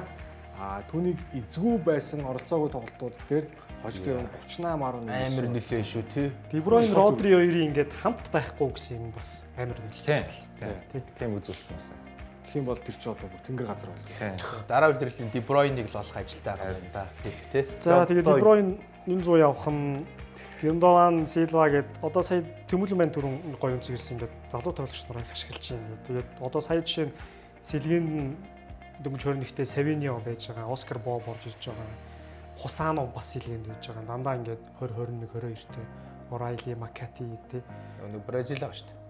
Савиньо. Өвшөө төв хамгаалагч. Рис гэдэг. Тий. Виторис. Тэгээд ирэх жил бид ер нь ингээд дундаж насаараа магадгүй Ситиг ирэх үлрэл баг 24 5 хүрэхэргүй. Тий. Багт ч. Одоо Мармуш баг туршлагатай тоглогчд орох гэдэг байна. Тий, хааланд байна тий. Тэгээд энэ зам бас солилцоо их бах уу? Дахиад төмсө давна. Хаг самаалтан дээр ялангуяа. Эдерсэн яг бол үлдэх тий. Тэгээд эдерс нэг сая энэ Нодлончин бол яван галцсан. өнгөрсөн зам уйлж байгаад үлдээсэн шүү дээ. Хийвэл үлдэх бол болохгүй гэж байгаад тий. Ямар тач нэг хаалгач авах байхаа. Тэгэхгүй бол одоо Эдерсон ч тэр одоо Ортегаш тэр хоёулаа бас нассан ч явчлаа. Олон жилж болчлоо. Тэгээд ер нь бол нэг хаалгач авахыг л хүсэх байх. Гэтэ KDB дээр бол би одоо хүртэл харамсаад Чэйгөө дуртай тий. Би үнэхээр хайртай. Ер нь хэр халдаахгүй тий. Би үнэхээр хайртай болохоо. Тэгээ үлдчих ядаж нөгөө Салах шиг яг хөө энэ үлрэл одоо Салах шиг биш юм аа гэхэд арай өндөр формд KDB байсан бол дахиад нэг ганц үлрэл ч юм уу гэрээний сонголт байх боломжтой байсан болов уу гэж бодож байна. Тэгээд яг ийм тоглолтыг хараад бүр гээд харамсаад ингээд байгаа. Ууг нь ийм хүн штэ та нар Уг гэж. нь ийм хүн штэ л гэж бодоод байгаа. Кевин Де Бройн сая энэ тоглолтод чөлөө цогцолтоос гол хийсэн түүний Премьер Лигийн 70 дахь гол байлаа. Энэ 70 гол дотроос 28 нь торгуулийн талбайн гаднаас гол болж оржээ. Яг одоо Пеп Гвардиола гэрснээс хойш хугацаанд сая түрүүний харсан шиг 16-аас 17 нөлөөлөлтөөс хойш тооцвол торгуулийн талбайн гаднаас хийсэн голороо Кевин Де Бройн мэрэгэн бууч, Премьер Лигийн мэрэгэн бууч. Араас нь ойрхон байгаа нь Harry Kane 21-т 7-оор дутуу байж ах жишээтэй. За дээрэс нь Кевин Де Бройн саяны тоглолтын дээр гол оруулсан, гоолын дамжуулт өгсөн. Хэдүүлээ Салахыг яриадсан. Салах нөгөө Премьер Лигийн рекордыг мэдээж эвдсэн 42 болгосон. Wayne Rooney 36-тай, Салах үүнийг 42 болгочихсон байгаа. Кевин Де Бройн энэ амжилтыг 28 тоглолтод үзүүлж байгаа. Ингээд топ 5-д Кевин Де Бройн Салах, Rooney, Анри, Ширер тэгээд Кевин Де Бройн гэсэн 5 дахь хүн. Бид өмнөх дугаар дээр ярьсан л та. Цэнгэл юу гэж бодож байна? Де Бройн одоо дараагийн багийг Тэгэл Америк л яваад байгаа шүү дээ. Сауди Араб тэгээд олон хөлбөрлөг байгаа л та. Тий. Одоо Аль нь дээр юм бол харин. Америк явах магадaltaй хаа. Наа иргэшил Америк дэлхий ороо очроос. Майами LA. Харин тэгээд Юу руу Нью-Йорк Сити юу лээ? Бас гоё хотод очих юм гоёх тий. Тэрс нэг Шарлотт Марлот руу л явчмаар гох ш тас. яаж байгаа юм. Юун дээр энэ нэг юм сонин юм олсон л доо. Энийг өстой зингэлэл санах бах. Би бас санахгүй байна. Юу гэхээр 2 гоолоор хожигдож явснаа 3 гоолоор илүү барилгаж хоцсон тохиолдол Премьер Лигт тийм олон биш юм байна. 2 гол Палас алдчихад сая Сити 5-ыг хийгээд 3 гол илүүтэй хоцсон. Энэ бол Премьер Лигийн түүхэнд 3 дахь тохиолдол юм байна. Үүнээс өмнөх нь 2012 онд Арсенал Тоттенхэм гэнэ. тий 2 тэгэр хожоод дараа нь 5 гол хийжсэн. Адебайр болоо уцаа авч ирсэн тэр тоглолтын дээр. Тийм тий. 12 ондоо. Тий. 12. Чи баг 2 дугаар хагас 5 хийчлээ үгүй юу? Ер нь л тоглолтын төгсгөл зүйл нэлээс. Үгүй яг 2 дугаар хагас биш ээ. Хин үе баг 2-2-оор дуустах хаа. Тийм. 2 дугаар 3 гэдэг чинь байх юм байна. Тэрний өмнөх нь 2009 онд Манчестер Юнайтед Тоттенхэм. Ер нь бол томчууд. Тоттенхэм төрүүлж 2 хийчихэд араас нь Манчестер 5-ыг хийж байгаа шүү дээ. Би үгэнд Тоттенхэм хэлсэн ш төрүүлж бити 2-ыг ирээ. Хэлээд л. За энэ үлрэл Челсиг эсрэг яалаа. Төрүүлж 2-ыг гээд. Иймэрхүү нөгөө ховор юм олцсон учраас энийг бол бас хүмүүс үзэгчтэй дээл болгоод сонирн болгоод хэлхийд өнгөрцөн дээр болов уу гэж бодсон юм. Тэр 9 оноо тоглолцсон амар гоё тоглолт болчихсон. Тоттенхэм нэг Харри Реднапын Тоттенхэм. Тий. Ирсэн баг ихний үлрэл юм лөө. Тэ ихний үлрэл нь шахах Үлрэл юмс тий. Чи бас нэг завсрын үлрэлээ. Дундуур нэг хэн байж байгаа Хондрамс гэж ажиллаа гэдэг үлрэл. Тэр бас орцсон тий солигддаг тий. Тэгээд гоё тоглолт болж ирсэн. За эн чин Манчестер Сити Кристал Палас одоо Челси Ипсвич рүү хамтдаа шилжээ. Ипсвич доош унах гэж байгаа. Тэгээд унах нь баг шийдэгдэж байгаа шүү дээ. Тоттенхэм 3-0 өмчтэй. Тэгээд Челси Авралын лиг ирэхэд л өрсөлдөж За байгаа. Энсисо анхныг олон хийсэн Ипсвичтэй. Үйл ирлүү. Хуулио Энсисо Парагвай залуу. Гэхдээ айгүй Чистний гоё хүн авцсан тий. Тэгээд нэмэр болсонгүй тий. Энэ харин Зээл ирвэстэй. зээл. Брайтнаас тий. Тийм Брайтонс тий. Тэгээд харин Энсисо Брайтонд байхдаа Челсиг эсрэг нэг амар гол хийдэг санаж байна. Тоглоомын талбай гаднаас Стэнфорд Эсрэг Бридж юу хийчихсэн тий. за ингээд 2 тэг Бен Джонс. Биэндээ дамжуулаад Ипсвич өстө гоё өмсгөлтэй гарч ирсэн. Хуулио Энсисо нэг голын дамжуулаад 2 тэг. Яа. Линий ч нэрээ тооцоог бас тий. Хажуугийн шүгч тоглоход. Тэгээ үзэж хагаад гэдэг ч тий. За ингээд одоо аваргуудын лигт харддаг юм. Хажуугийн шүгч за юу ч гэсэн өргөчөө доо гэл. Хагас автоматик одоо удирдлагын дондор хэрэгжүүлж эхэлдэг нь яадаг. Энэ нэр хүлээлээс яана гэж байгаа тэгээд за ер нь эртгэн л Нони Мадуэке. За 2-1 голын дамжуулалт. энэ автахгүй л үү гэхдээ. Туанзебе. Гонзэг. Эхний чи 2 дугаар баг эхлээд ихэнд тоглохоо тий. Тийм байна. 46. Төвөөс гаргаад За өөртөө 20 секунд л болсон баг төө. Гонзэг. За тэгээ. За яста ховрын хөнгө олцсон доо. Энд шин Челси хэд зогсон бэ? 34 Бага бэлтчихсэн. Би яг та эднийг одоо ингээд юу ярих уу? Яг юу онцлох уу гэдэг. энэ амир гол руу. Санчо ер нь голдог бас удацсан байсан шүү дээ. Удсан энэ намраас ш гол хийсэн юм уу? Нэг сар мартаа зэрэг вэ. Хийсэн байж магадгүй гэхдээ. Нэлээд удсан 2 сар болсон. Энэ тоглолтын дээр Челсигийн Палмер биш. Нөгөө энэ хаалгач Палмер сайн байсан шүү. Бэлтцсэн байгаа. Ямар хэцүү юм бэ? Яа энэ кол пас нь зөвхөлтийг хааж байгаа. Пас Хоёр пас гарч ийн үү? Яа. Албаар норооны хэсгээс нь удаж байгаа юм шүү. Яа гараа тас гэж шийдэл хаасан. Би хаана харж байгаа Facebook дээр өвөө нэг фэн. Челсигийн өөрсдийн Монгол дахь пэйж нь битсэн байсан шүү. Юу гэсэн. Челсигийн эсрэг тоглохоор л нэг хамгийн Яа энэ орцсон бол тий. муу хаалгач хүртэл хамгийн сайн хаалгач болчихсон гэж гэлээ. Тийм пост хийсэн байсан. Энд яг юуны Ипсвичд бол нэр төрийн оноо олж байгаа. Яг Челсигийн хувьд бол их хорлонтой үйл явдал болчихсон. Аа. Аргуудын лигийн өрсөлдөөнд бараг 4-5 баг явж байгаа.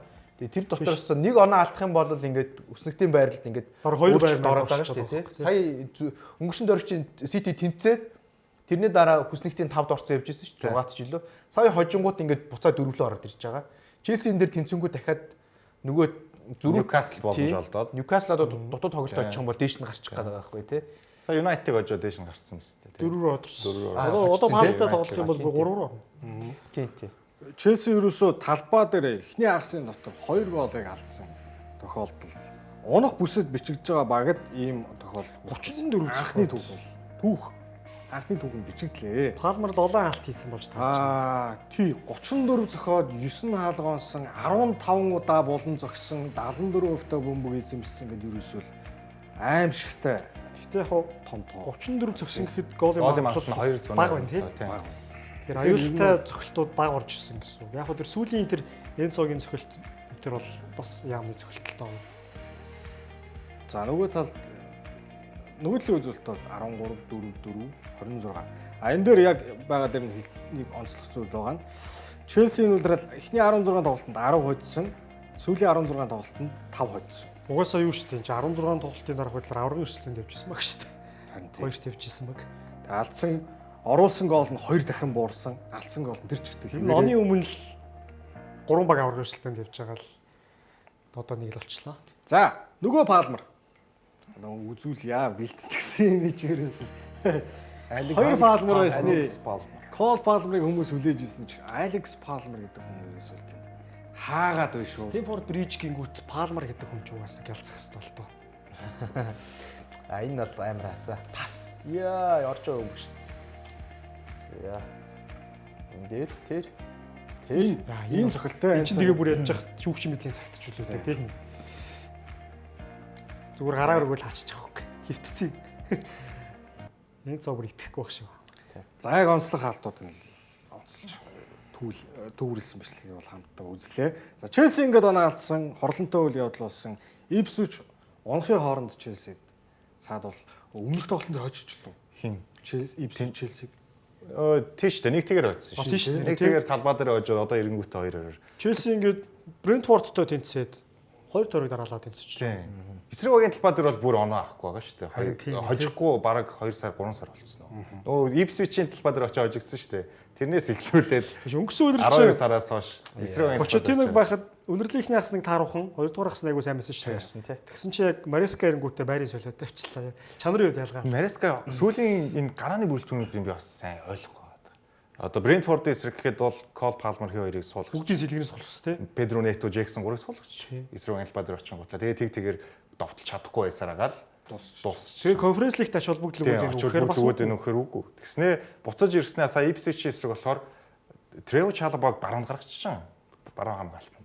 Трево Чалабаг гаруунд гаргаснаа Тосын Адербаяг, Левай Колол гээд бараг нэлийн төстэй одоо төвийн хамгаалтанд тоглолдог 3-1 ингээд гарангуутлаа. Зүүнд нь Кукрэ. Тэгээд Трево Чалабагаас довтлоо дэмжихгүй юм чинь тэгээ бас довтлооны тал дээр асуудал. Брентфорд төр чинь Левай Кололыг бас гаргаагүй санагдаад. Тэгээ ер нь бол тийм Кол гараагүй хаа. Тэгээд Тосыныг бас гаргаад байгаа. Тэр нь одоо Энэ тогтсон гараагаа нэг л яахгүй л байгаа тийм тий. Олохгүй нь тий тий. гол нь хамгаалтан дээр Колыг Чалабог ч юм уу одоо төвдөө гаргаж ирээд ерөнхийдөө ингээд хоёр тоглогч бие бинийг ерөөсөө ойлгох одоо юу гэдэг мэдрэх ойлголцох хугацаа ерөөсөө өгөхгүй байх төвийн хамгаалтан дээр хоёр тоглогч ихэнхдээ хамт минут өнгөрүүлсэн тоглогч бол байхгүй. Челси ер нь хамгаалтан дээр хамгийн олон удаа гараагаа өөрчилсөн. Өнөрлийнхний хагас яг Фофана Колол хоёр яг айгуу гоё болоод исэн л та.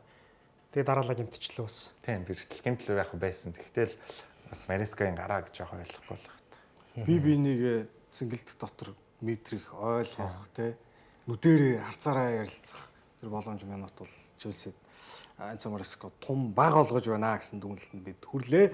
Дараагийнх бол бүр ягаад ч бүр хизээч ойлгохгүй юм шиг тийм хамгаалттай багийн тоглолт. Яах вэ? Уусаа та ойлгохгүй заа. Өнгөрсөн жил чинь бас төрүүлж мөрүүлнэ гэжсэн. Тэгээд бүр өнөөдөр бүр алга боллоо. Өнгөрсөн жил 10 төгрөгийн дараа Премьер лиг өснөх тэргүүлж байлаа. 8 хожоо 2 тэнцсэн. Анжа дөнгөж ирээд үү. Тэгээ Челситэй тоглосон чинь. Дөнгөж ирээд нэрээ бас тоо тийм. Яа. Энэ гой зөксөн. Айтнури юу? Айтнури тий.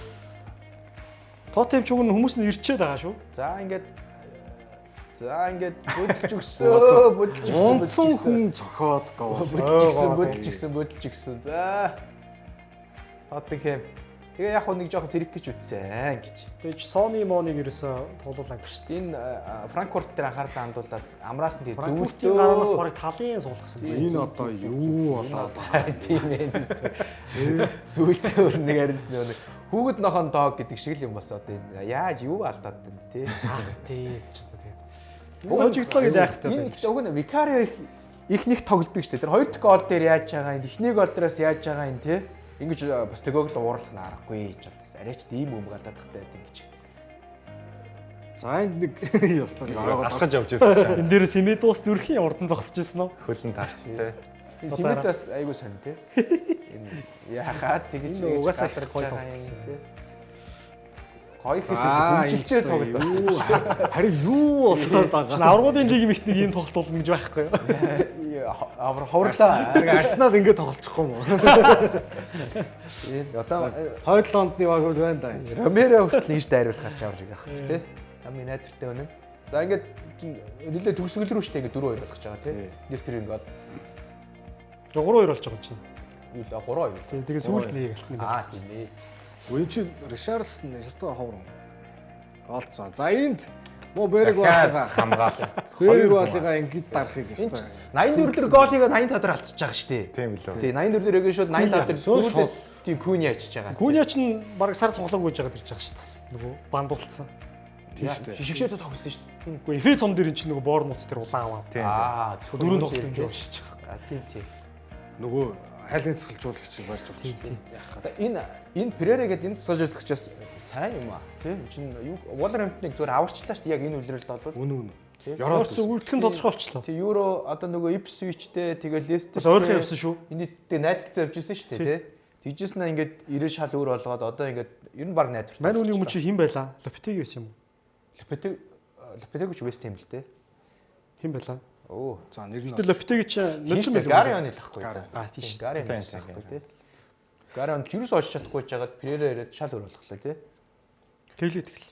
Энд чинь энэ Перераг нөгөө нэг үүлэрсэн чи хинтэй харьцуулаад чинь Аморимтай харьцуулаад чинь. Тэдэн тоглолтын дотор Тидон авлаа эдрэгээд тий. Ялангуяа Куниа чинь баг тоглолт болгонд хийгээдсэн шүү дээ. Тэгс тий. Витер Перера ирснээс хойш ерөөсө 26 оноо цуглуулчихж байгаа. Одоо нэг 30 эд оноотой л байгаа. Тэр нөгөө найзалж исэн багуудтай нь харьцуулах уу? Аморим 23 оноо цуглуулсан шүү. Үгүй хэлчихэ. Ямар. Витер Перерагийн удирдсан Wolverhampton ирснээс хойш ингээд Витер Перераг ирснээс хойш 26 гэж хэллээ. За түрүүний найзуудыг хэлье. Ipswich энэ хооронд яг энэ хугацаанд 9 оноо, Southampton энэ хугацаанд 5 оноо, Leicester City энэ хугацаанд 4 оноо. Тэгэхээр ч одоо энэ хэдээс бүр тасраад алга. Тийм байна. 30 нийт 35 оноо авсан байгаа юм шүү дээ үлрэн. Тэрний ерөөсөө 9 оноотой байхад нэрсэн. 9 оноотой байхад нэрсэн. За Тоттенхэмийн хамгаалалт гэдгийг хэдүүлээ дахиад нэг харъя. Тим юм байхгүй ш тоо энд. За энэ ч одоо Викариог онцолсон, хатгсан өмнөдөө зүрхлж гуйдаад энэ тэгээд бас амар удаан шахаж байгаа байхгүй. Хаалч сүмөө гарлаа уушаа тас урагшаа шахахгүй. Хаалчтай зэрэгцсэн ухшааг бол алдуулчих. За энэ нь бол ярих юм байхгүй. Амарсан юм аа. За тэгсгийгээ дуусгач. Энэ дээр бол Спенс отонгүй болгосон өөрөө ч хаалгандаа хийсэн. Дэвис уун шахсан юм байна шүү дээ царай. За энэ Викарио дараа тийм. За дамжуулах боломжтой цэгүүдийг зорж харуулж байна. Уг нь ингэ сандардаггүй шүү дээ Викарио ч сүлээрээ сайн тоглодог байхгүй тий. Ерөөсөө тэгээ онцсон байна. Йоо тэгээд тийх шахаж байгаа шүү дээ чинь тий. Алал хоног болохоос. За талбай төв бөмбөг алдсан. Ерөөсөө шууд сүрэг тогтолцоо болгож хөргсөн. Хамгаалтын шугам хаана байна гэж. За тэнд хоос орон зай байгаа. Тийшээ дамжуулах орон зайг харсан, гоё дамжуулсан. Харин За ихтэй зэрэг сайн зөвлөө тий. Дамжуулалт нь жоохон бас юу ч. За одоо энэ чинь Ромеро шүү дээ. 3 гол шүү дээ. Ромеро ингэж дариулж байгаа. Дараа жил ч одоо Аргентины одоо хамгаалтын гол ноён нуур байсан. Аргентинд бол өөрлөлтөө. Берг бол бүтээл руугаа дарддаг нь яадаг юм бэ? Зэрэг болчихвол би ч FIFA дээр баян. Энэ Куниа бас нэг том баг магт очиулаас сонирхолтой байж магадгүй шүү тий. Куниа чинь хоосон юмнаас гол. Одоо сайн нөгөө танаа Арсеналд ирсэн нөгөө Берта гэдэг техникийн захирал Куниаг анх Атлетикод авчирч. Тийм байл тий. Бүр Херта Берлинээс нэг шал танихгүй Бразил нөхөр хүрээд иртий. Тэгээ эдээшээ нэг үлрэлийн дараа явуулсан шүү дээ. Куниаг нөгөө эдээсээ гарч чадахгүйсэн л та нөгөө. Берта ер нь довтлогчийг айгуу сайн. Корея шигүүлтнүүдээс тий. Танаад гоё довтлогч авчрах уу? Куниа ирэх юм шүү. Сайн байж болно шүү дээ. Сайн нөгөө нэг телевизийн дүрсний яг хамгийн төгсгөл дээр нөгөө Арсенал Реалын тоглолтын яг таслагдсан дээр яг Артетагийн дүрс яг таслагдж байхад Берта ирээ нуран дээр зөгчилдэн шүү дээ. Яг тэр хэсэг дээр яг нөгөө дахиж гараагүй л дээ. Тэр бол саяны тоглолтын чинь нөгөө спортын захирал тэрнээ дээрээс ш хамт үздэг гэдэг шүү дээ. Эсвэл доошоо хурдан буугаад ирдэг гэдэг тий. Хэрнгүүрээ үедээ доогор сууж идэв шүү. Тэгээ бас нөгөө нэг сая нөгөө нэг Атлетикогоос явахаас өмнөхөн бас нөгөө Реалын тоглолт моглолтын тэр доороос гарч Симонето юм яриад байсан шүү дээ. Хулиан Алварес Сөрлот гэл тоглогч нар авчирсан шүү дээ. За Анжа Постекоглугоос холдохгүй. Түүний удирдсан Тоттенхэм эхний 10 тоглолтод 8 хожиж 2 тэнцсэн. Энэ бол 80% хожил 20% тэнцээ байлаа. 2.2 гол дунджаар оруулж байсан. 1.9 гол дунджаар алдаж байсан. 2.6 тоглуулжсэн бол түүнээс хойш 60 тоглолтод 48% та хожигдож байна. 2 тоглолтод 1 хожигдож шулуух хэлж болчих واخ. Тэр алдсан гол 1.7. Тэгээд хөгжин дэмжигчд бол яг Анжа Постекоглуг бол нэг хайхтардаг гэж шүмжлэхгүй байгаа даа. Даниэл Левируг л дараад байгаа шүү дээ. Энэ Леви одоо манай агийг ерөөсөө бүр болохгүй болголоо одоо болноо гэж дараад байгаа шүү дээ. Тэгээ нэг гол алдчих малдаад тоглож явах эвгүүтэх үед бүх болгонд одоо тэр болгонд л Даниэлийг харуулсан л явчихсан шууд амжуул. Яасан ч их өө. Продакшных нь нүртэл ингээд банк барьцсан байж юм шиг хөдлөгд камераар хөдлөхгүй. Гэтэ Посткоглууд бүр ямар ч буруу байхгүй гэж бодож байна. Би Ямар ч буруу байхгүй бол биш л дээ. харин тийм би бол Посткоглууд бас ихэнх юу байгаа л гэж бодож байгаа шүү дээ. Ялангуяа энэ нэг ямар хөлбөмбөг тоглох гэдэг мэддэхгүй довтлооных гэхэд довтлохоо яг бүх юмаа зориулж байгаа тийм айхтар юу биш. Гэхдээ хамгаалалт нь бүр юу ч байхгүй яах Яг ийм бүрэлдэхүүнээр хамгааллыг дасгалжуулагч ирээд үр дүн авал авна л та. Нэгтгэх ч юм уу те тэгээ яваад байл явах хамгийн гол нэг зүгээр үзэхэд нэг тийм гоё шүү дээ. гоё Тийм гоё шүү дээ. Сая яг энэ Тоттенхэм одоо яг нэг хамгаалагч нас их гэмтээд байна л да. Ван де Вен дээр бас ээлжлээ. ингээл ирээл гимтчхий Ромеро бас байхаараа ингээд орон гарын те нөлөөлж лах шиг. Бас яг дөнгөж ирсэн ихний 10 тоглолтын дээр бол нөгөө багууд нь магадгүй нөгөө нэг яаж тоглох гэдэг аргаа сайн боловсруул зүгээр амжаагүй байсан магадaltaй тий. Тэгээд Постекоглогийн тоглолтын арга барилыг судлаад яг эсрэг ийм арга хэмжээнд аваад тэгээд тэгэнгүүт зөрүүлээд өгөн дасгалжуулагч нар тэгдэг юм байлээ тий. Хэврээ ингэх юм бол би ингийн шүү гэдэг тий. Тэрийн сайн одоо орж ирэхгүй байгаа даа. Тэгээ 11-т нь яж явах Челси байсан юм аа. хэрвээ тэгэх юм бол би зүгээр л довтлно л гэдэг. Ер нь бол яасан ч би довтлоо. Яг бол ер нь Тоттын бүр тоглолтын дээр хамгийн олон гол орж байгаа хэрэг. Энэ хоёрын Wolverhampton Tottenham хоёр хоёлаа хамгийн их голтой байна. Тэгээд өөртөө оруулж алдсан тоглолтын яг Постекогло дээр төвлөрөх юм бол Постекоглогийн одоо нөгөө нэг намар хийсүүг байгаа шүү дээ. Би ингээ 2 дахь жилдээ цомоо зүг авчдээ маа гэж хэлсэн шүү дээ. Одоо тэгээд тэрийг одоо дүгнэх Европа лигийн цом авах юм уу? Харж идэ тэндээс цом авахгүй байх юм бол дасгалжуулагч солигдох хэсэг тухай яриа гарах байх. Дараагийн дугаар дээр яриа байж байгаа тийм. Цом авч чадахгүй бол тий 16 дугаар гарах байхаа. Тоттенхэм 16 дугаар орнд явчихсан. Дээр нь United байгаа юм би тий. United 13. За үр дүн. Энэ тойрогт. За City гэсэн Brighton, Leicester, Nottingham, Everton гэмс Everton тооцсон шүү дээ. Everton тэтсэн халгааш Nottingham 4-өөс унах үедээ 5-аас. харин гэтээ уг нь яа 6 хоноо хэлээ тий. Одоо хүснэгт гарна тий. Тэн дээр 6 өрөхгүй баг 3 хоноо дотор л байгаа. Тийм бол. За сая Arsenal Brentford-тэй тэнцсэн. Тэгэрсэн тоглолт хийсэн дээ. Ливерпул эхэлж биш ээ. Эхлээ өөртөө 80 дээр гол алдсан. Нэг байж байгаа. Автгооч 80 дээр нэг тийм. 87 дээр 89 дээр Van Dijk мөн. шүү. Би тэгээ West Ham Liverpool бараг тэнцчлээ дээ гэж бодоод Arsenal одоо дандаа Liverpool оноо алдаад байхад бараг дагаж алдах юм да. Яг одоо сууж чи Van Dijk хөрчдөг юм байна. Хөрх ин Эди Ховгийн биеийг мутсан билээ шүү дээ тий. харин тийм эндэр чи юу гэсэн бэ нэг оншно гарцсан байсан. Ухаан алдаж унсан юм шүү тий. Тэгээд Цус мусны холбоотой. Тий. Цус багталт юу гэлээ. Өвчин байлгүй шүү. Юу яаж идэв шүү дээ. Ер нь дараагийн 2 тойрог мөрөг ажиллахгүй л гэжлээ. магадгүй бах уу. За Одоо эндээс харъя. нэг юмыг зарлан тунхаглах хэрэгтэй байна. 3 оноогоос тэ 5 баг. Тийм байна. Arsenal Real Madrid-ыг хожсноор Английн клубүүдийн коэффициент өсөж 5 эх үлрэл аваргуудын лигт Премьер Лигээс 5 баг орох нь баталгаатай болсон. Баталгаатай тий. Тэгээ Aston Villa аваргуудын лигтээ төрүүлээд Europa League-т Tottenham United хоёрын нэг нь 7 баг орох нэ Гээд байгаа тий. Тэгээд харин Тэгээ Aston Villa аваргуудын лигт. Яа, тэгтийн дараа 3-аас 7 5 баг 3 оноо дотор чигсэлж чинь. Newcastle сая 7-д бичигдчихсэн шүү дээ United-тай тоглох юм. Тийм. Тэгэл хожоо Шууд дэш. Одоо энэ 7 хоногт Palace-тай нөхөн тоглолтоо хийчих. Bournemouth өчтөр шөнө нэлтэйгээр хожоод 8 руу ороод ирчихсэн. 48 оноотой болсон 3 баг байж байж байгаа. Яг энэ 7-8 орж холцчлоо тий. Тэгээ Fulham хожил 51 болох юм шүү дээ. Тэгээд харин энэ тойргийн чинь Chelsea дөрөвт хийсэн шүү дээ. Сая ингээд Fulham сая ингээд Bournemouth хожигдчихжоо. City-д гүйцэгдэж байгаа, Newcastle гүйцэгдэж байгаа юм тий. Тэгээ ингээд энэ гоё өрсөлдөөн болох нэ. Тэгэхээр Nottingham-ийг үүчлээ. Nottingham одоо Tottenham. Nottingham сүүлийн тойрог Chelsea-тэй шүү дээ. Тийм. Chelsea-тэй тоглоно. Гэтэ Nottingham-ийн хуваар Chelsea Newcastle-ыг бодвол харин Newcastle ч одоо Aston Villa-тай тоглох юм байлээ. Английн цомын хагас шийз байгаа. Английн цомын хагас ший орж ирэнгүүт Nottingham дээрээс ачаал ирэх. 17 Одоо тийм 17 Тэр тойргийн тоглолтыг дараа нь хийн шүү дээ. Нэг тэр хойшлж хийн шүү дээ. Тэгэхээр тэр Nottingham жоо хэцүү байх магадaltaй тий. City бас сошиал. Үгүй за цаг өстө явж Хоёр гисэн. өрсөлдөөн болох Цаг угаас явж идэм үү? Chelsea-ийн сүүлийн 4 тоглолт бол Харин Chelsea Newcastle Энэ 7 хоног нөгөө хуваар оруулах чад болчлоо. дараагийн Дараагийн удирдлагын үлдсэн тоглолтууд үлдсэн тоглолтуудын хуваар яг эх 7 хоногийн дугаар дээр зориуд бас өргөсөн.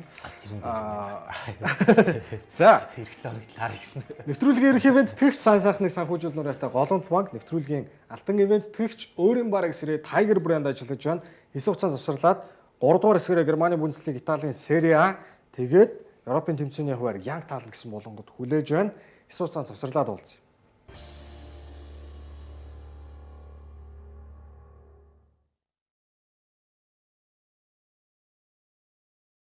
Хамтаа үзэгчтэй маш их баярлалаа. Сүүлийн 3 дугаар хэсэг маань эхэлж байна.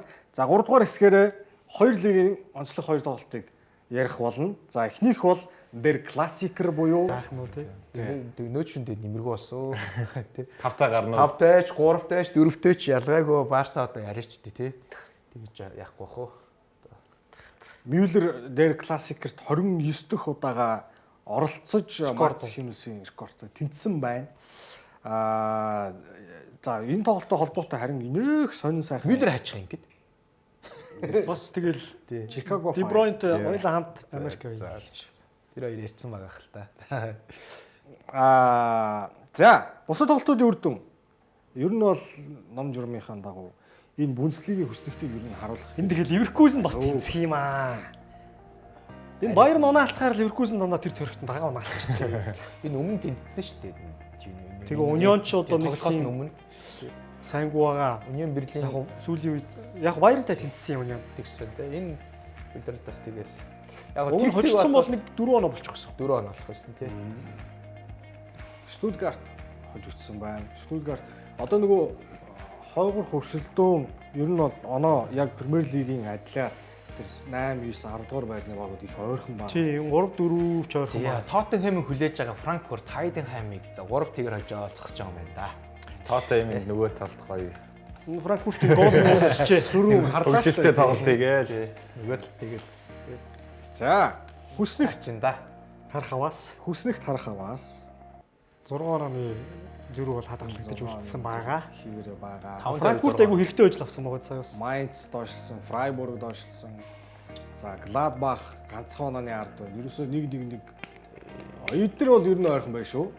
42 оноотой бүр 3-3 баг байж байгаа чинь. Тоттенхэм яг Европын тэмцээний ирэх авал авах юм да тий. Европа лигийг 6-аар орчоо. тий. Аврагын лиг болж Авгадын лиг бодлоо. одоо 5 Лаа шахуул байна да тий. 5 тоглолт биш. 5 хожоод чир хэцүү л болчихсон. 3 багийг 2 баг гүйцэх шаардлагатай шүү дээ доор ээж тий. Майнц, Лайпциг, Фрайбург гэдэр ойрхон байлаа гэж бодоход тий. Нөгөөдөлдөө бүгд оноо алдахгүй шүү дээ. За ийм хүснэгт байна. Одоо тэр хойгоор хөрсөлтөн Штутгарт уулын төрөл хоног л 8-д идэх чинь. Одоо бүр 12 руу онцгсон. Явж байгаа харагдана лээ. Энэ дундуур бол нэлээд өөрчлөлтүүд болсон. Хари Кейн маань нэг цом авах нь дээ. Тэглээ. За, Италийн Serie A. Италийн Serie A-д бас л том багууд нь авах ёстой үр дүнг авсан. Гэхдээ нэг нь онцлог тоглолт мэдээж Ромын дерби болсон. За ингээд Ромын дерби 1-1-ээр тэнцсэн. 1-1 харьцаад өндөрлжээ. Рома ингээд Лацио клубтэй одоо энэ дерби багтаага Serie A-гийн төвөнд 62 дахь удаага тэнцэж байгаа юм байна. Энэ бол бас л айхтар. Аргентины гоё гоё залуучууд бас гарч ирээ л шүү тий. Нико Пас, Сүлээ, Үрчийн Чевери. Тий, Чевери. дандаа ер нь бол нэг байрлалын залуучууд. Гонзало Кастро гэдэг нэг товтлогч бий. Том том багуудад ингээл Сериад бас нэлийн байна тий. Аа. 3 4 биш шүү дээ. Аргентинчууд бас Италид тоглодог шүү дээ тий нөгөө нэг. Бананотой чинь Аргентин билүү? Аргентин. Лестерт үлээ. Биш үү лээ? Хаана лээ? Фрүний газар бас зээлэр Хонда бананатай. Сүүл зээлэр явцсан тий. Зээлэр гэсэн. Лестер тоглож байгаа санагдаж. За 32 дугаар тойрог болсон юм байна. Сая бол. Одоо ер нь үлрэл дуусах гэж байна. Нохон дууртж байна. Милан Удинезег талбайд 4-ийг харьцаад ойдсон. Венеция ойдсон, Интер ойдсон, Ювентус ойдсон, Аталанта ойдсон. Харин Фиорентина тэнцчихсэн байна. Комо Фабригасын баг Торино ойдсон байна. Комо эргчлэр нь дээш үзэж чадхалаа. Тий. Гой бүрэлдэхүүнтэй шүү дээ. Кам болох. Европа лигний оролцоод ирүүлж бас шүгийн 16, шүгийн 8 гэж зогсож байгаа. Байж болохоор тий. Наполи өчтөр шин 3 тэгэр Эмполиг Тийм байна. хожжээ. За ингэснээр аврагын өрсөлдөөнд үлдсэн гэж хэлж болно. Тэгэд хүснэх тийм байдлыг харах аваас ерөөсөө Интерээс 3 хоног яар. Тэр 3 хоног зүрх хадгалагдаад яваад байгаа. Энд Интер ч бас исчээ авчаал юм л да. За ингээд Аталантаас чухал тоглолтод очсон. Болооны хожигдоо 5 руу орчихлоо. Болооны бас зайгаа авсан. Болооны хоцсон бол энэ дээр баг байрас болох байсан байхгүй. Тий. Чухал тоглолтод очсон Аталанта. Дундуур нь Ювентус үлдсэн юм байна л да. За онооны зүрх бас л ойрхон байна шүү. Рома ч бүр ингэж явсаар гад Шортжсэн. Сая тэгээ Лацо дээр ирээд тэнцэж байгаа. тэнцэж. Гэтэл ер нь нэлээд орцсон байна. Өмнө нь нөгөө илэрлийн их үед байсан Роматай харьцуулахад. За Милан бол эндээс тийшээ бусд нь бол оноо алдахад тун хэцүү нөхцөл. Клаудио Раньерс мундаг байна. За ингээд уншуулаа. Serie A-гийн хувьд бол онооны байдал хүснэх тийм байдал бол ийм байна. Ингээд 6 тойргийн тоглолт бол үлдсэн. Өнөө шин аваргуудын лигийн тоглолт шүгий 8-ын хариу тоглолтууд эхэлж байгаа. Маргааш шөнө бас шүгий 8-ын дараагийн хариу тоглолтууд болоод тэрний дараагийн шөнө Европа лиг конференц лигийн шүгий 8-ын хариу тоглолтууд болно. За ямар тоглолтууд гарах вэ гэдгийг хуваарай үзэгчтэй танилцуулъя. За шүгий 8-ын хариу тоглолт Фиорентина Целиэтэй чихний тоглолт 2-1-ээр 2-1-ээр өндөрлөжсөн байгаа. За Челси Стэнфорд Бриджд Польшийн багийг авах нь байна. За Манчестер Юнайтед Лион, Франкфурт Тоттенхэм, Билбао Рейнжерс, Лацио Бодо Глимт гэдэг тун сонирхолтой удирдлагынхаа товчлуурыг арилтал солихоор энэ тоглолтууд бол хүлээж байна. 5 тоглолт нэгэн зэрэг бол шууд амжуулаад хүрхнэ. Яг аль нь шийдэгдэг вэ? харин тийм байна те. 4 тоглолт дөрүүлээ шийдвэрлээ. За Бодо Глимт бол 2 голын зөрүүтэй байгаа. Нөгөө 3 нь бол Европа лигийн тэнцчихсэн байна. Зуруулаад тэнцтэй. Гоё тоглолтууд одгийг сонгожээ. За ийм тоглолтуудыг шууд амжуул үзүүлэх нэ. За яг л сайхан цагтад харлаа. Өнөөдрийн дугаарт мэдээж уламжлалсоор Young Talent булангаар Герман руу ирж байна. Тэглээ. Тийм Бундслигээс 2024 оны 10 дугаар сард Фриц Волтерийн шагналд хүрсэн буюу одоо Германы ишг шаагийг дэлхийн аварга 1954 онд болгоход одоо голлох үүрэг гүйцэтгсэн одоо домогт ахлагч байдаг. Тэр ахлагчийн одоо шагналыг бол жил олгоо өгдөг авестнуудтай. Тэгээ тэр шагналыг сая 24 оны 10 дугаар сард Том Бишоф гэдэг залуу авсан. За Том Бишофыг онцоллоо. Төв ягас хамгаалагч Том Бишоф болвол за тэгээд Hoffenheim клубын хүүхдийн актем тэд наснд 9 наснд байлгүй. 12 наснд байлгүй. Илсэн. Одоо Hoffenheim-ийн бүх насны багууд ингэж тоглож явж байгаад тэгсэн чинь гинт Bayern München гарч ирээд үнэгүй авахар болсон. Харин 25 оны 7 дугаар сарын 1-нд Мюнхенд очноо Том Бишоф. За тэгээ Bayern München мэдээж Германы хамгийн том баг тэгээс олон авьяасаа тоглогчдыг авчдаг л та. Төв ягас те. Тийм төв ягас хамгаалагчдад бас арай л Том Бишофыг бас үнэгүй аавнагдчих бас муухай дэрлэгч шүү. Hoffenheim-ыг болоод тэгээд Hoffenheim Bayern München-тэй 2029 он хүртэл 4 жилийн гэрээ байгасан Том Бишоф. За Том Бишоф зүүхтэй үнцэн үлнэ. За тэгээд төв ягас хамгаалтын байрал тоглодог. Бага насндаа бол найруулагчийн байрал тоглодог. 10 номерын байрал тоглодог байсан. За энэ үйлрэлд бол box to box буюу те одоо яг одоо хагас хамгаалтын шохонд бүх юмыг хийдэг төв ягас хамгаалагчаар бол тоглож байгаа Том Бишоф. Энэ үйлрэлд 5 гол болоо хийцэн байгаа санагдаж байна. Гол хэд хэдэн дамжуулалт бол өгсөн.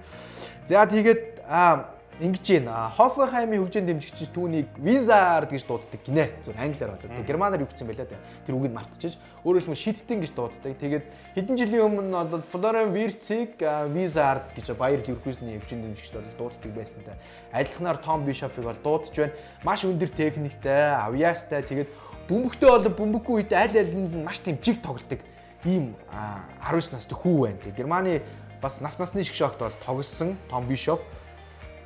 За тэгээд Германы шгшээ багт өгүүлэгдэж байгаа төв ягас хамгаалтын шугам нь маш гоё одоо авьяастай залуу гарч ирсэн. За тэгээд тэрнийг нь бол Bayern München авсан байна. За магадгүй 6 дугаар сар шгшээ багтаа дуудагдаж мэдэн шүү Том Бишоф. За яг энэ ирчээрээ байх юм бол нэг зүйл бол тодорхой тэр нь бол 2026 нэлгээ харахад бол Том Бишоф бол Германы шгшээгийн бүрэлдэхүүнд бол гарч тоглох нь бол ойлгомжтой. Харин яг Германы шгшээг бүрэлдэхүүн дуудагт нь тодорхой. Анзуур гараа нь гарах хэсэг нь бол өөрийнх нь одоо өсвөл төгжил мөн бас Bayern München дээрээ ямар хуу тоглолт үзүүлэхээс ер нь бол хамаарна. Bayern München-ийн гараанд Леон Грецкигийн оронд гараанд гарчих юм бол тэгэл ойлгомжтой. Герман шигийн төвийн хагас хамгаалтын шугамын сонголт болно гэсэн. Герман шигийн төвийн хагас хамгаалагчаас их бас юу байгаа даа штэ. Тийм барьцгүй байгаа даа штэ одоо. Goretzka, Kimmich, тий одоо хин Gundogan, Andrich бас яг тийм барьцтай биш байгаа даа тийм ээ. Баталгаажуулсан байхгүй.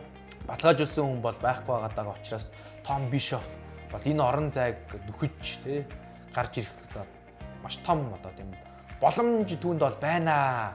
Маш гоё авьяастай, тэгээд олон талын тоглолттой, зүйлээрээ дамжуулна, цохин, найруулна гэдэг техниктээс мундаг хагас хамгаалагч бол байна. Одоо бөмбөгтэй бол бөмбөггүй ингээд дүрсүүд ингээд гараад байгаа шүү дээ, тий. Бөмбөггүй үед маш гоё одоо уншиж тий.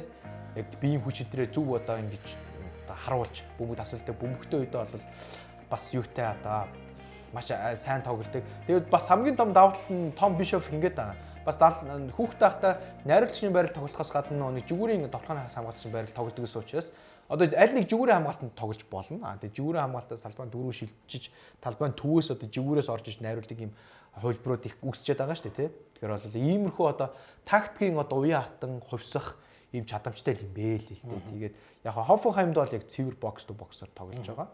А Байерн Мюнхенд ирэх юм бол өөр олон талын байралд хөрвүүлж ингэж тоглох сонголт Винсент компанид бол байгаа гэсэн үг. Тэгээд Байерн Мюнхен харин авж үлдчих тоглох нь аль эсвэл өөр нэг баг руу зээлгээр тоглох нь гэдэг нь бас зуны нөө цугларалтын дараа шийдэгдэх төлөвтэй бол байгаа гэсэн үг. Тэгээд ямар ч гэсэн Германы хөлбөмбөгийн одоо фэнүүд Том Бишоф гэдэг одоо хүүхдийн нэрийг тогтоогоод аваарэ. Төвшөөтөр нөгөө Бундслигийн хөтөлбөрт ордог болохоор бас анзаарсан л та. Тэгээд энэ чинь Байерн нилээ эрт гэрээгээ зарлцсан шүү дээ. Тэгээд Кимих ер нь баг явж тарах юм байна да гэж бодсон юм. Тэгсэн чинь Кимих бас гэрээгээ сунгаад. Одоо Байернд чинь ингээд үе хас тэр Кимих, Goretzka, Pavlovic, Palhinyak нэг дөрөв сонголт. Тэгэхээр одоо Бишофыг авлаа гэж бодоход энэ дөрвийн нэг юм дор хаяж нэг нь явахгүй бол хэцүүлтэй. Тий. Би харин өнөөмө Александр Павлович мань хаачаа байгаа билүү гэж бод. Павловичтай гэхдээ харьцуулахад Павлович бол илүү арай хоошоо 6 байрал 6 номер. Бишоп бол 8 номерын байрал тоглож байгаа. Харагдчихна. Сая тэр хөлийн тэр авьяас номерч байгаа өндөр юм шиг байна. Дамжуулж байгаа. Өө 176 юм байна. Нэг тийм өндөр биш юм. Надад бол өндөр юм. Маш тийм нэгт тоглолттой. Тий. Хагас хамгаалагч бол байна. Авьяас янг тоглолт байна. Ястой янг тоглолт тоглосон. За, та гуравтаа маш их баярлалаа. Өнгөрсөн 7 хоногт болсон тоглолтуудтай холбоотой сонирхолтой мэдээллүүд яриаг өрнүүлж чадсан гэдэгт бол бүрэн дүрээ итгэлтэй байна. Энэ 7 хоног аврагуудын лигтэй хамт байгаараа, Европа лиг, Конференц лигтэй хамт байгаараа мэдээж Премьер лиг, Бундслигийн тоглолтууд Премьер Спортс телевизээр шууд дамжуулагдсан хүрх болно. Хамтаа үзэгчдээ баярлалаа. Эх 7 хоног 36 дахь дугаараараа эргээд олцох болно. Нэвтрүүлгийн ерөнхий ивент тэтгэгчээр сайн сайхныг санхүүжүүлнэ. Голомт банк мөн алтан ивент тэтгэгч өөрийн барыг сэрээ Tiger брэнд ажиллаж байна. Нараа лоногт бол зяа үзэгчдээ баярлалаа.